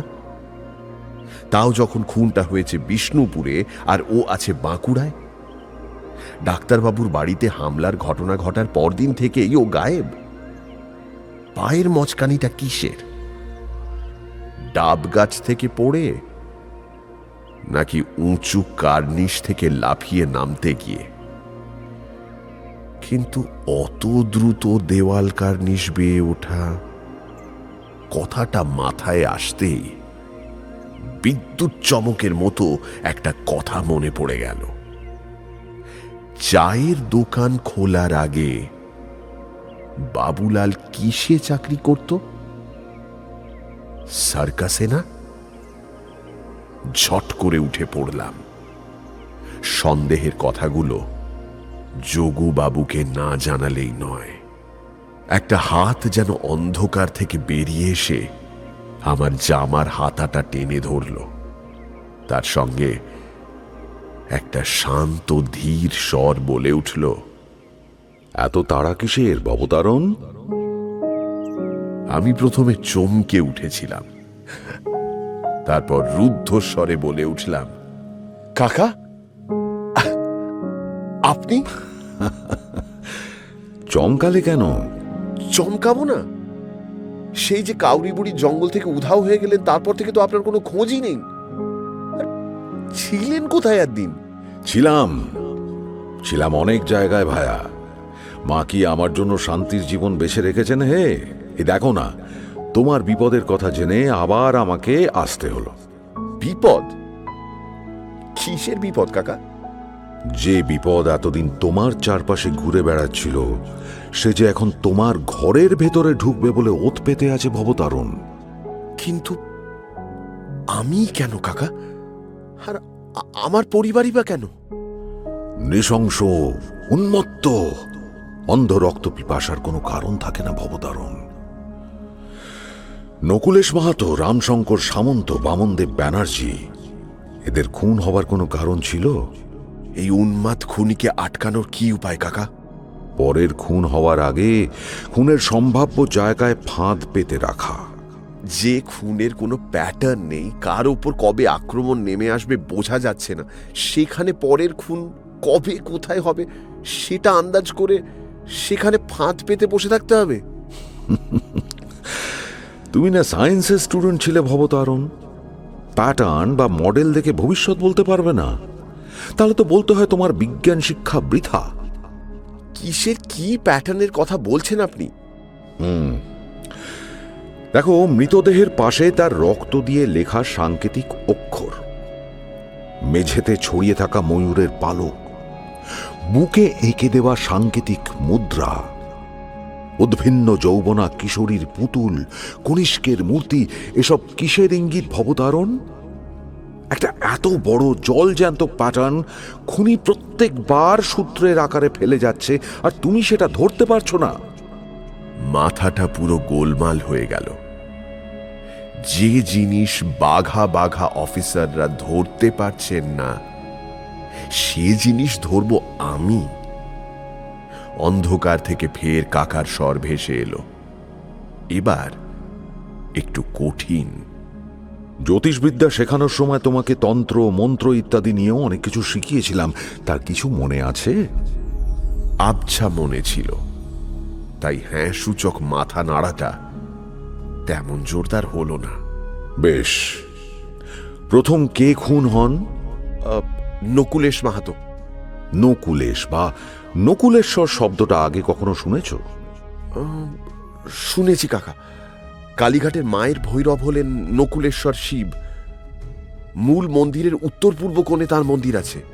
বাহ বাহ বাহ বাহ, এই তো মনে আছে দেখছি। এবার বলো তো, রামশঙ্কর সামন্তর বুকে কি আঁকা ছিল? একটা স্টার। স্টার অর্থাৎ? স্টার মানে স্টার, তার আবার মানে আছে নাকি? স্টার মানে তো তারা। এই তো, এইবার চিন্তা ভাবনা সঠিক খাতে বইছে। এবার তৃতীয় খুন, বামনদেব ব্যানার্জি। এর মৃতদেহের উপর কি বসানো ছিল? একটি কিশোরী বা তরুণীর পুতুল, তাই তো? ষোড়শী? হ্যাঁ ভবতারণ, ঠিকই ধরেছ, কালী, তারা, ষোড়শী। এবার প্যাটার্নটা বুঝতে পারছো তো? আমার মুখে আর কোনো কথা জোগালো না। অন্ধকারের মধ্যে আবার কাকার কণ্ঠস্বর ভেসে এলো। ডাক্তারবাবুর ঘরে আততায়ী কিসের মূর্তি ফেলে গেছিল? কুষাণরাজ কনিষ্কের মূর্তি। কনিষ্কের মূর্তির বৈশিষ্ট্য কি? কনিষ্কের সব মূর্তি মুন্ডহীন, দেবী ছিন্নমস্তা। এই এই এই এই ব্যাস ব্যাস ব্যাস, আমার যেটুকু ধরিয়ে দেওয়ার ছিল সেটুকু ধরিয়ে দিয়েছি। এইবার বাকিটা তুমি নিজেই করে নিতে পারবে ভাই। কিন্তু কিন্তু দশ মহাবিদ্যার দেবীদের ক্রম তো রক্ষিত হচ্ছে না। দেবী ষোড়শীর পর তো দেবী ভৈরবীর আসার কথা, তারপর দেবী ভুবনেশ্বরী, তারপর দেবী ছিন্নমস্তা। তার কারণ এই অঞ্চলে বরাহ আর কল্কি দিয়ে শুরু করা কোনো নামের মানুষ নেই। তাই যদি থাকতেন তাহলে তাঁরাই আগে খুন হতেন। তাদের পাওয়া যায়নি বলেই দুজন দেবীর ক্রম টপকে নৃসিংহপ্রসাদ বাবুর ওপর আক্রমণ। বরাহ, কল্কি, এসব কি বলছেন কাকা? এই তো দশ মহাবিদ্যা নিয়ে কথা হচ্ছিল, এখানে দশাবতার এলেন কোথা থেকে? সে অনেক জটিল তত্ত্ব ভবতারণ, এখন সেটা বোঝাবার সময় নয়। শুধু জেনে রাখো, ভারতীয় আধ্যাত্ম কল্পনায় দশ মহাবিদ্যার প্রতিটি দেবীর সঙ্গে দশাবতারের এক একটি অবতার সম্পৃক্ত। যেমন ধরো দেবী কালীর সঙ্গে কৃষ্ণ। তাই নকুলেশ মাহাতোর মৃতদেহের পাশে অত অত ময়ূরের পালক। আর ওই অক্ষরগুলো? সে আরো গূঢ় অর্থ। তন্ত্রের অভিধান মতে 52টি বর্ণের প্রতিটির এক একটি অর্থ আছে, প্রতিটি বর্ণের বিস্তর ব্যাখ্যা আছে। নকুলেশ মাহাতোর রক্তে লেখা প্রতিটি বর্ণ দেবী কালীর তোতক। দেবী তারার সঙ্গে যে দশাবতার যুক্ত আছেন তিনি শ্রীরাম। তাই রামশঙ্কর বাবুর বুকে তারা চিহ্ন আঁকা। দেবী ষোড়শীর দশাবতার হলেন বামন অবতার, যিনি মহাপ্রাণ দৈত্য বলিকে পাতালে রুদ্ধ করেছিলেন। তাই বামনদেব ব্যানার্জির বুকের উপর কিশোরীর পুতুল। আর দেবী ছিন্নমস্তার দশাবতার হলেন নৃসিংহদেব। ঠিক ঠিক, তাই তো বলছি ভবতারণ, সাবধানে থেকো। খুনির পরবর্তী নিশানা কিন্তু তুমি। আমি? কিন্তু আমি কেন কাকা? সেই অশরীরী অন্ধকার যেন আমাকে এক পাক ঘুরে গেল। সেদিন তুমি যখন ডাক্তারবাবুর বাড়ির কলিং বেল টিপে দিয়ে পালাচ্ছিলে, আততাই তোমাকে দেখে নেয়।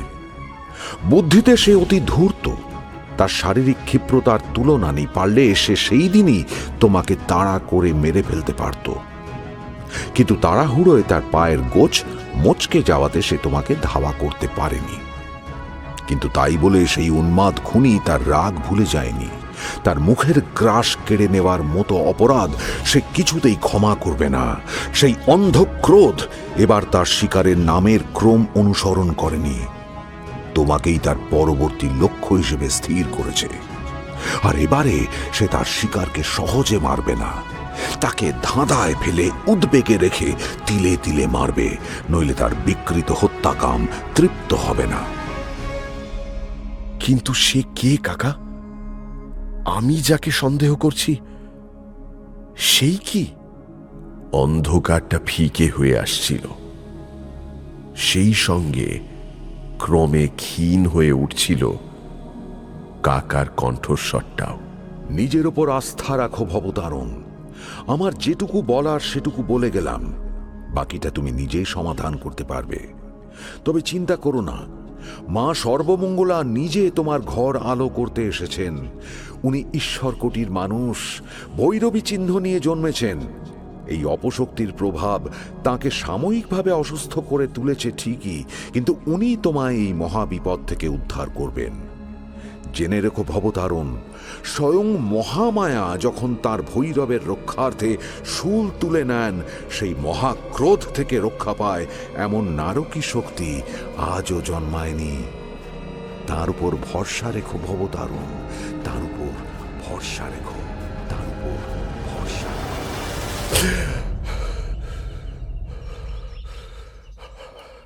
ঘুম ভেঙে হাঁপাতে হাঁপাতে উঠে বসলাম। বাপরে, কি ভয়ানক স্বপ্ন! নিজের দিকে তাকিয়ে দেখি গেঞ্জি ভিজে গেছে জবজবে ঘামে। আর বুকটা ধড়ফড় করছে।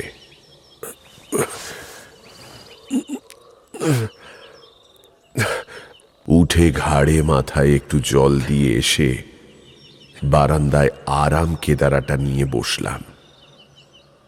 সবে ভোর হচ্ছে, শীতল হাওয়ায় শরীরটা যেন জুড়িয়ে এলো। মাধুরী এখনো ঘুম থেকে ওঠেনি। মতি আর মায়ের আসতে দেরি আছে এখনো। আমি চোখ বুজে ধ্যানস্থ হলাম। সাধারণত স্বপ্নের দৃশ্য ঘুম ভাঙার সঙ্গে সঙ্গে মানুষের মন থেকে উবে যায়, কিন্তু এই স্বপ্নটা বেশ জলজ্যান্ত হয়ে জেগেছিল। কাকার খোঁজ নেই বহুদিন, কাউরি বুড়ির মন্দিরের সেই ভয়ানক রাতটার পর থেকে। এতদিন পর তাকে কেন স্বপ্নে দেখলাম সেটা আমার নিজের কাছেই ধোঁয়াশার মতো লাগছিল। আর ওর স্বপ্নে বলা সূত্রগুলো, প্রতিটি তথ্য সঠিক। এসব কাকাই পড়িয়েছিলেন এককালে। এতদিন কাজের চাপে ভুলেই গিয়েছিলাম। আজ মনের কোন অতল থেকে উঠে এলো কে জানে। অবদমিত অবচেতনের জটিল চিন্তাই নাকি স্বপ্নের সায়রে ভেসে ওঠে। তার মানে কি কাকার মুখ দিয়ে আমার অবচেতনই ওই কথাগুলো আমাকে বলে গেল? মাথা ঠান্ডা করে পুরো ব্যাপারটা প্রথম থেকে ভেবে দেখার চেষ্টা করলাম। চোখ বুজে আছি, এমন সময় কি যেন একটা উড়ে আমার কোলে এসে পড়ল। এটা কি? তাকিয়ে দেখি কাল মানবের ডেস্কের পাঁজি থেকে বের করে নেওয়া পেজ মার্কারটা। ওটা রেখেছিলাম জামার পকেটে। জামাটা বারান্দায় টাঙানো ছিল। তার পকেট থেকে এই পেজ মার্কারটা ভোরের বাতাসে উড়ে এসে আমার কোলে পড়েছে। পেজ মার্কারটা খুলে দেখলাম। আমার ভুরু কুঁচকে গেল। আরাম কেদারায় লম্বা হয়ে শুলাম। ধীরে ধীরে আমার মগজের খাঁজে ঘটনাটার প্রত্যেকটা দিক উদ্ভাসিত হয়ে উঠল। চিন্তাটা ভেঙে গেল মতি আর মায়ের উল্লাসে। দেখো দেখো দাদা বাবু, কি সুন্দর একটা কচ্ছপ এখানে এলো কি করে? চটকা ভেঙে দেখি গেটের কাছে একটা ছোট্ট কচ্ছপ ঘুরে বেড়াচ্ছে। মাধুরীর কল্যাণে বাড়ির আশেপাশে গাছপালার অভাব নেই। আপাতত কচ্ছপ কুমার মন দিয়ে একটি গাছের পাতা চিবোচ্ছেন। পেছন থেকে মাধুরীর উচ্ছ্বসিত স্বর ভেসে এলো, ও মা, কি সুন্দর গো, আমি পুষবো। আমি উঠে বাথরুমে চলে গেলাম। ফিরে এসে দেখি কচ্ছপ বাবা জীবন একটি গামলায় অধিষ্ঠিত হয়েছেন। অল্প জল আর গাদাগুচ্ছের শাক পাতা পেয়ে মহা আনন্দে আছে বেটা। কাজে যেতে একটু দেরি হলো আজ, কিন্তু গিয়ে দেখি হুলুস্থুল কাণ্ড। নতুন ডিএফও সাহেবের আসতে কিছু দেরি ছিল, কিন্তু তাকে নাকি আজই উপস্থিত হতে বলা হয়েছে। ভদ্রলোক জাতে বিহারী, নাম পরশুরাম চৌবে। নামটা শোনা অবধি মনের মধ্যে একটা কাঁটা খচখচ করছিল। যদ্দূর জানি দেবী মাতঙ্গীর সঙ্গে সম্পৃক্ত দশাবতারটি হচ্ছেন পরশুরাম। একেই আসতে হলো। মাথা গুঁজে কাজ করছি নতুন বড় সাহেবের জন্য ফাইল রেডি করব বলে, এমন সময় আমার নামে একটা পার্সেল এসে উপস্থিত। ডাকঘরে সিল দেখে কে কোথা থেকে পাঠিয়েছে বোঝা যাচ্ছে না।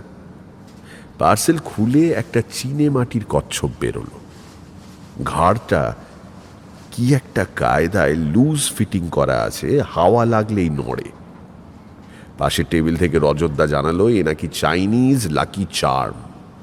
ফাংশুই মতে এই মাথা নাড়া কচ্ছপ, দুহাত তোলা পেট মোটা বুদ্ধ, এসব নাকি সৌভাগ্যের চিহ্ন। নতুন বড় সাহেব এলেন বিকেল নাগাদ। দেখে অতি অমায়িক সদাশয় লোক বলেই মনে হলো। অফিস ক্লোজ করে বেরোতে বেরোতে 6টা। আসার পথে একবার যোগুবাবুর সঙ্গে দেখা করে এলাম, কিছু কথা ছিল। বাড়ি এসে হাত পা ধুয়ে বসতে মাধুরী চা এনে দিল। সঙ্গে মতিয়ার মা একটা মশা তাড়ানোর ধূপ জ্বালিয়ে রেখে গেল। এটার গন্ধ আগেরটার থেকে আলাদা। জিজ্ঞেস করতে জানতে পারলাম এই কচুয়া ছাপ মশা তাড়ানোর ধূপটা নাকি মার্কেটে নতুন এসেছে, খুব নাকি কাজের। বাবুলাল দিয়ে গেছে। শুনে হাসলাম, কিছু বললাম না। রাতের খাবার সারতে দেরি হলো একটু। খেয়ে দিয়ে শুয়ে পড়েছি, এমন সময় মাধুরী ঘরের কাজ সেরে এসে বিছানায় বসে বলল, আজ দুপুরে একটা কাণ্ড হয়েছে জানো। হঠাৎ করে এক অল্প বয়সী সাধু এসে উপস্থিত। মতিয়ার মা তো ভক্তিভরে চাল ডাল আলু এসব নিয়ে সিধে দিলই, তারপর আমার কাছ থেকে চেয়ে একটা 50 টাকার নোটও দিল। সাধু বাবা বেশ খুশি টুশি হয়ে আশীর্বাদ করে যাওয়ার আগে একটা মন্ত্রপুত কাছিমের খোলা দিয়ে গেল। বলল ঘরের কোণে রাখলে নাকি। তোমার এই সাধু বাবা কি একটু খুঁড়িয়ে হাঁটছিলেন? সে তুমি জানলে কি করে? ম্যাজিক জানো নাকি? কিছু বললাম না। মাধুরী বিরক্ত হয়ে আলো নিভিয়ে ওপাশ ফিরে ঘুমিয়ে পড়ল। আমি চোখ খুলে জেগে রইলাম। আমার ধারণা যদি ঠিক হয় তাহলে আজ রাতেই ভাবতে ভাবতে কখন ঘুমিয়ে পড়েছি জানি না। যখন ঘুমটা ভাঙল মনে হলো দূরে কোথায় যেন একটা ঠক ঠক আওয়াজ শুনতে পাচ্ছি। কাঠের মাথায় হাতুড়ি দিয়ে মারলে যেমন আওয়াজ হয় তেমন। পাশ ফিরে দেখলাম মাধুরী অঘোরে ঘুমোচ্ছে। একটা লাঠি এনে রেখেছিলাম খাটের তলায়, সেইটে হাতে নিয়ে চুপি সারে বাইরে বেরিয়ে এলাম। বিকেল অবধি আকাশ পরিষ্কার ছিল। এখন দেখছি একটু মেঘ করেছে। বাইরে একটাও আলো নেই, ল্যাম্পপোস্টগুলো অন্ধকার। আমি দাঁড়িয়েছিলাম থামের আড়ালে। এখান থেকে চারদিকে নজর রাখা যায়, অথচ চট করে কারো চোখে পড়ার চান্স খুব কম। কিন্তু চারিদিকে চোখ বুলিয়ে প্রথমে কিছু ঠাহর হলো না। চারিদিকে একটা থমথমে ভাব। ঠক ঠক শব্দটা থেমে গেছে আমি বেরিয়ে আসার সঙ্গে সঙ্গেই। এখন চারিদিক একদম নিশ্চুপ, নিঝুম। তার মধ্যে মেঘের আড়ালে চাঁদের আলো যেন লুকোচুরি খেলছে। তাতে বেশ একটা অস্বস্তির সৃষ্টি হচ্ছে। এবার একটা শব্দ পেলাম, খুব ক্ষীণ। শব্দটা আসছে বাড়ির পেছন দিক থেকে। টানা বারান্দা বাড়ির পেছন দিকে ঘুরে গেছে। পা টিপে টিপে পেছন দিকে গিয়ে দেওয়াল ঘেঁষে দাঁড়ালাম। চোখটা অন্ধকারে সইয়ে আসতে মনে হলো খিড়কি দরজার ঠিক বাঁদিকে কি একটা যেন পোঁতা আছে, হাঁটু সমান উচ্চতার। আমি জানি ওটা কি, কিন্তু তাও কিসের যেন একটা অদম্য কৌতূহল আমাকে ওদিকে টানতে লাগলো। আস্তে আস্তে বারান্দা থেকে রাস্তায় নামলাম। এখন আমি অরক্ষিত। মনে হচ্ছিল এই বুঝি পেছন থেকে কেউ লাফিয়ে পড়ল ঘাড়ে। শিরদাঁড়ার কাজটা শিরশির করছিল।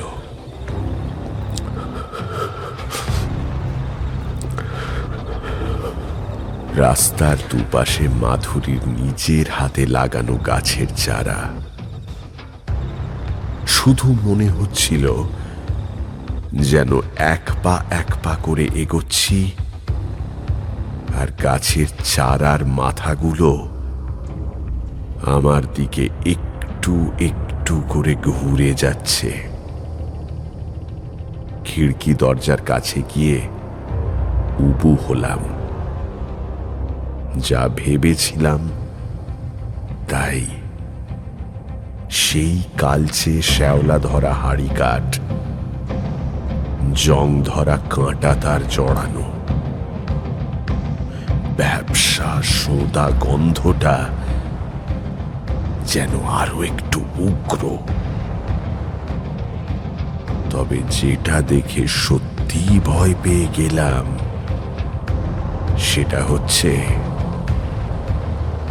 হাড়ি কাঠের ঠিক সামনে একটা কচ্ছপ উল্টে আছে। তার বুকে একটা মাংস কাটার ছুরি গাঁথা। এ হলো সকালের সেই কচ্ছপটা।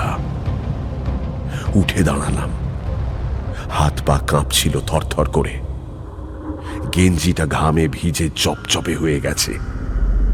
শুনতে পাচ্ছিলাম বুকের কাছ থেকে একটা শব্দ উঠে আসছে।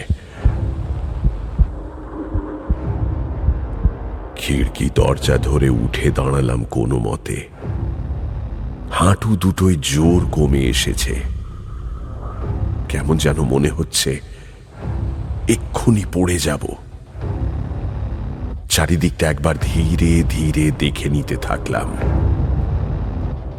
এই সময়টা যে আসবে জানতাম, তার জন্য মানসিকভাবে প্রস্তুত ছিলাম, কিন্তু তার ভয়াবহতা সম্বন্ধে যদি বিন্দু মাত্র ধারণা থাকত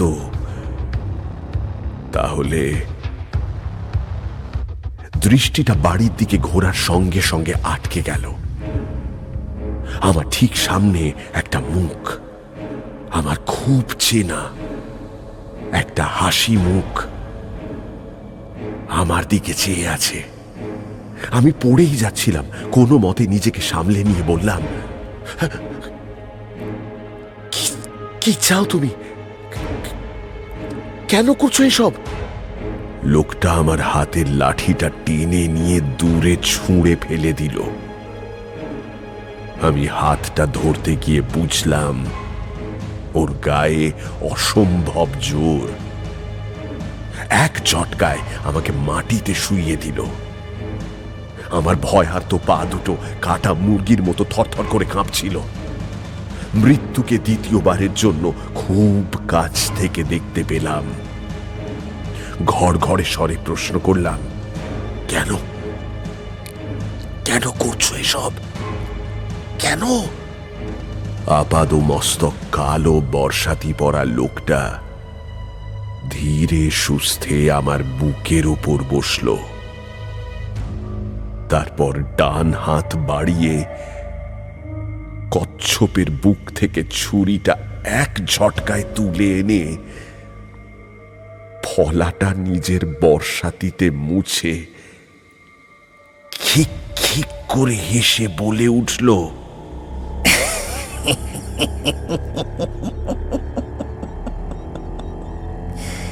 কারণ খুন করতে আমার ভালো লাগে।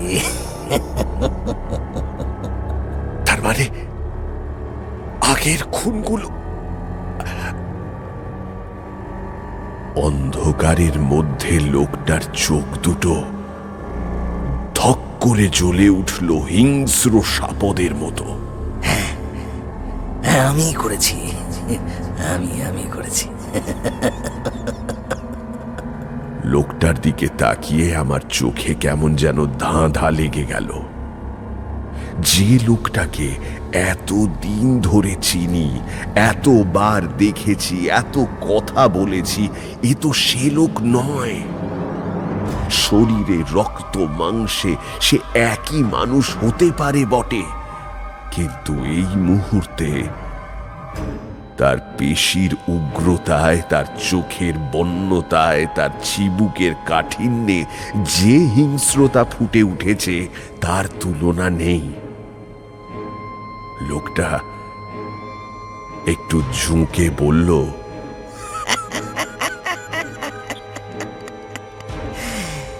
ভয় পেও না, ভয় পেও না, তোমায় আমি ছাড়বো না। বলতে বলতে ছুরিটা দুই হাতে উঁচু করে তুলে ধরল। আমার গলা থেকে একটা বোবা আর্ত চিৎকার বেরিয়ে এলো। চোখের সামনে উঁচিয়ে আছে সাক্ষাৎ মৃত্যুর ফনা। আর কয়েক সেকেন্ড, তার মধ্যেই ওই মাংস কাটা ছুরিটা আমূল গেঁথে যাবে আমার বুকে। আমার ঘর, সংসার, পরিবার, স্বপ্ন, বেঁচে থাকার ছটফটানি সব কিছু নিমেষে বুদবুদের মতো মিশে যাবে। আমি ভয়ার্ত আতঙ্কের চোখে চেয়ে রইলাম সেই সিরিয়াল কিলারের দিকে। ছুরিটা সবেগে নেমে আসছে ঘাতক নিয়তির মতো। আর হয়তো 2 সেকেন্ড, ব্যাস চোখ বুজে ফেললাম। কিন্তু পরক্ষণে চোখটা খুলতে হলো একটা আর্তনাদের শব্দে। সঙ্গে সঙ্গে আমার মুখে ছিটকে এলো গরম তরলের ছিটে ফোঁটা। চোখ খুলে দেখি আততায়ী তার বাঁ হাত দিয়ে ডান হাতটা চেপে ধরে চিৎকার করে উঠেছে।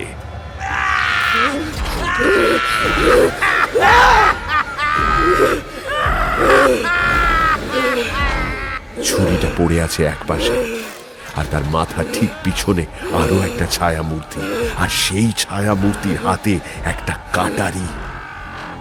সেই কাটারির আঘাত নেমে এসেছে আততায়ীর উদ্যত হাতের উপর। তার কাটা আঙুল তখনও পড়ে আছে আমার মাথার কাছে। অন্ধকারের মধ্যে মাধুরীর উন্মত্ত হিস হিসে স্বর ভেসে এলো আমার কানে। শয়তান, তোর এত বড় সাহস যে ওর ওপর হাত তুলেছিস! দেখ দেখ দেখ আজ তোর কি করি। কাটারি ধরা হাতটা আততায়ীর গলার উপর নেমে আসার আগেই আরো একটা বলিষ্ঠ হাত মাধুরীর হাত ধরে ফেলল। যোগুবাবুর শান্ত অথচ দৃঢ় স্বর ভেসে এলো, ছেড়ে দাও বৌমা, ভবতারণের কিছু হতো না। আমরা জানতাম যে আজ ও আসবে, তাই আমরাও তৈরি ছিলাম। তবে হঠাৎ করে যে তুমি স্বয়ং চণ্ডী রূপ ধারণ করবে সে আমরাও ভাবতে পারিনি। এবার বাকিটা আমাদের সামলাতে দাও। চারিদিকে গাছের মাথা থেকে ফ্লাড লাইট জ্বলে উঠল। সেই আলোতে দেখলাম মাধুরীর বড় বড় চোখে উন্মত্ত ক্রোধের ছায়া। তার মাথার সিঁদুর ঘেঁটে গেছে সারা কপাল জুড়ে, চুল এলোমেলো, শাড়ির আঁচল কোমরে গোঁজা। বাঁ হাতে সে আততায়ীর চুলের মুঠি ধরেছে, আর ডান হাতে কাটারি। অসহ্য আবেগে, অন্ধ ক্রোধে তার সারা শরীর কাঁপছে। আমি লাফিয়ে উঠে মাধুরীকে জড়িয়ে ধরলাম। তারপর আমার দিকে একবার পূর্ণ দৃষ্টিতে তাকিয়ে মূর্ছা গেল। আমার মাধুরী।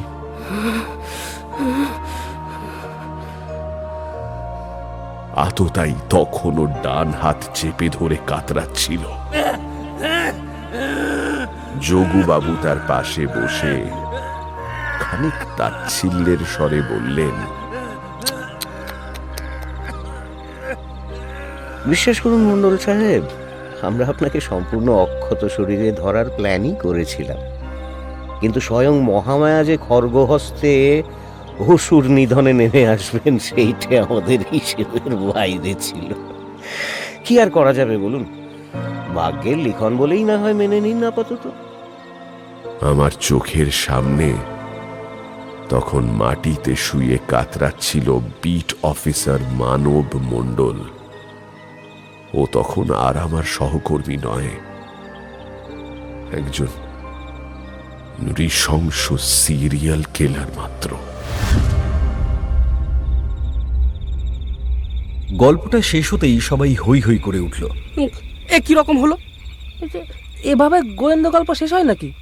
অপরাধী কি করে ধরা পড়লো সেইটা বলুন। কেন, অপরাধীকে সে তো বলেই দিলাম। তার গোয়েন্দা গল্প কিভাবে শেষ হয় শুনি।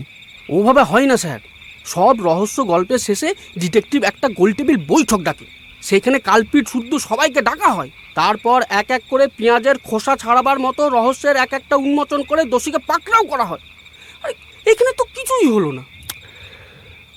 কচ্ছপের ব্যাপারটা বুঝেছ আশা করি। কচ্ছপটাকে বাগানে মানবী ছেড়ে গিয়েছিল।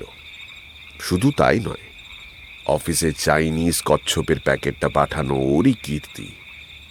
মাধুরীকে আশীর্বাদ করে যাওয়া ইয়াং সাধু বাবাও ওই ছিল, মানব মণ্ডল। কচ্ছপ মানে কূর্ম।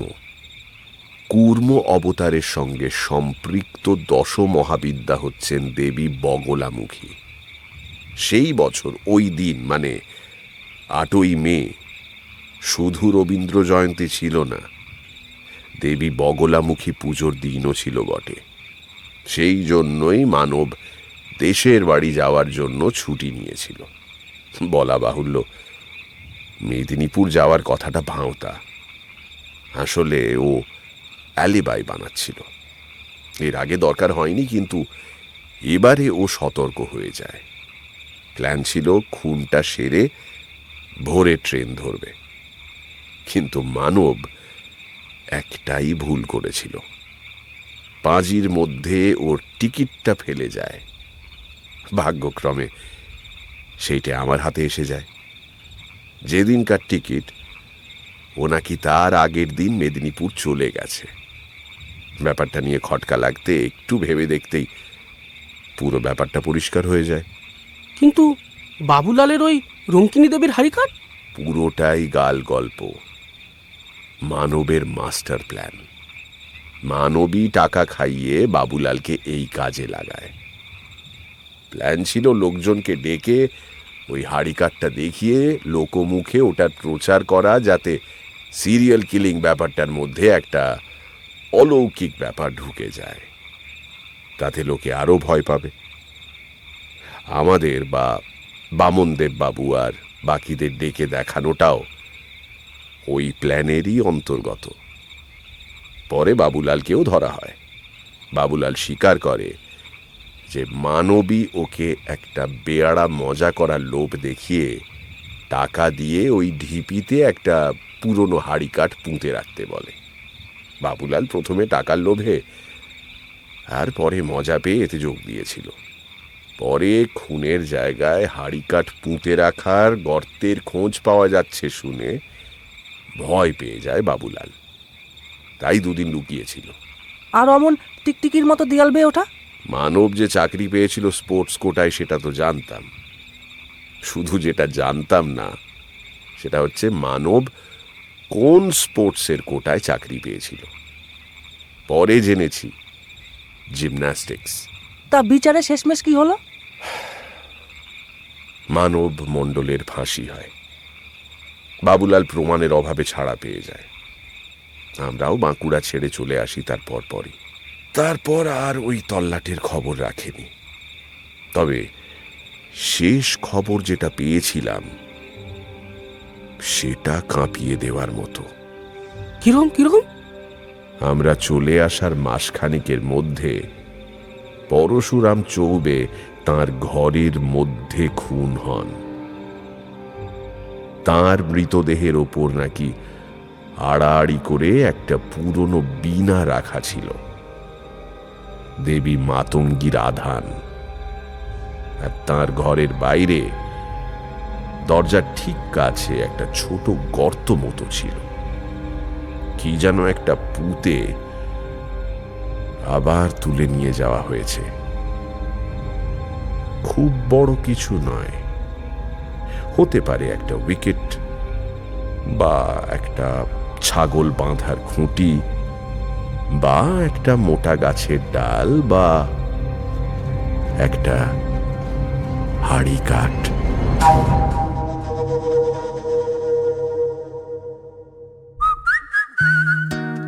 এখনকার মতো গপ্প মিলে ঠেকের সময় শেষ। পরের সপ্তাহে আরো একটা নতুন গপ্প নিয়ে আসবো আমি। Till then, like, share and subscribe to my channel and don't forget to click on the bell icon for notifications. নিজে তো শুনছেনই, সঙ্গে বন্ধুদেরও জানান। প্রত্যেক শনিবার রাত 9টায় আমি মীর নিয়ে আসি গপ্প মিরে ঠেক, আপনার গপ্পের প্লেলিস্ট।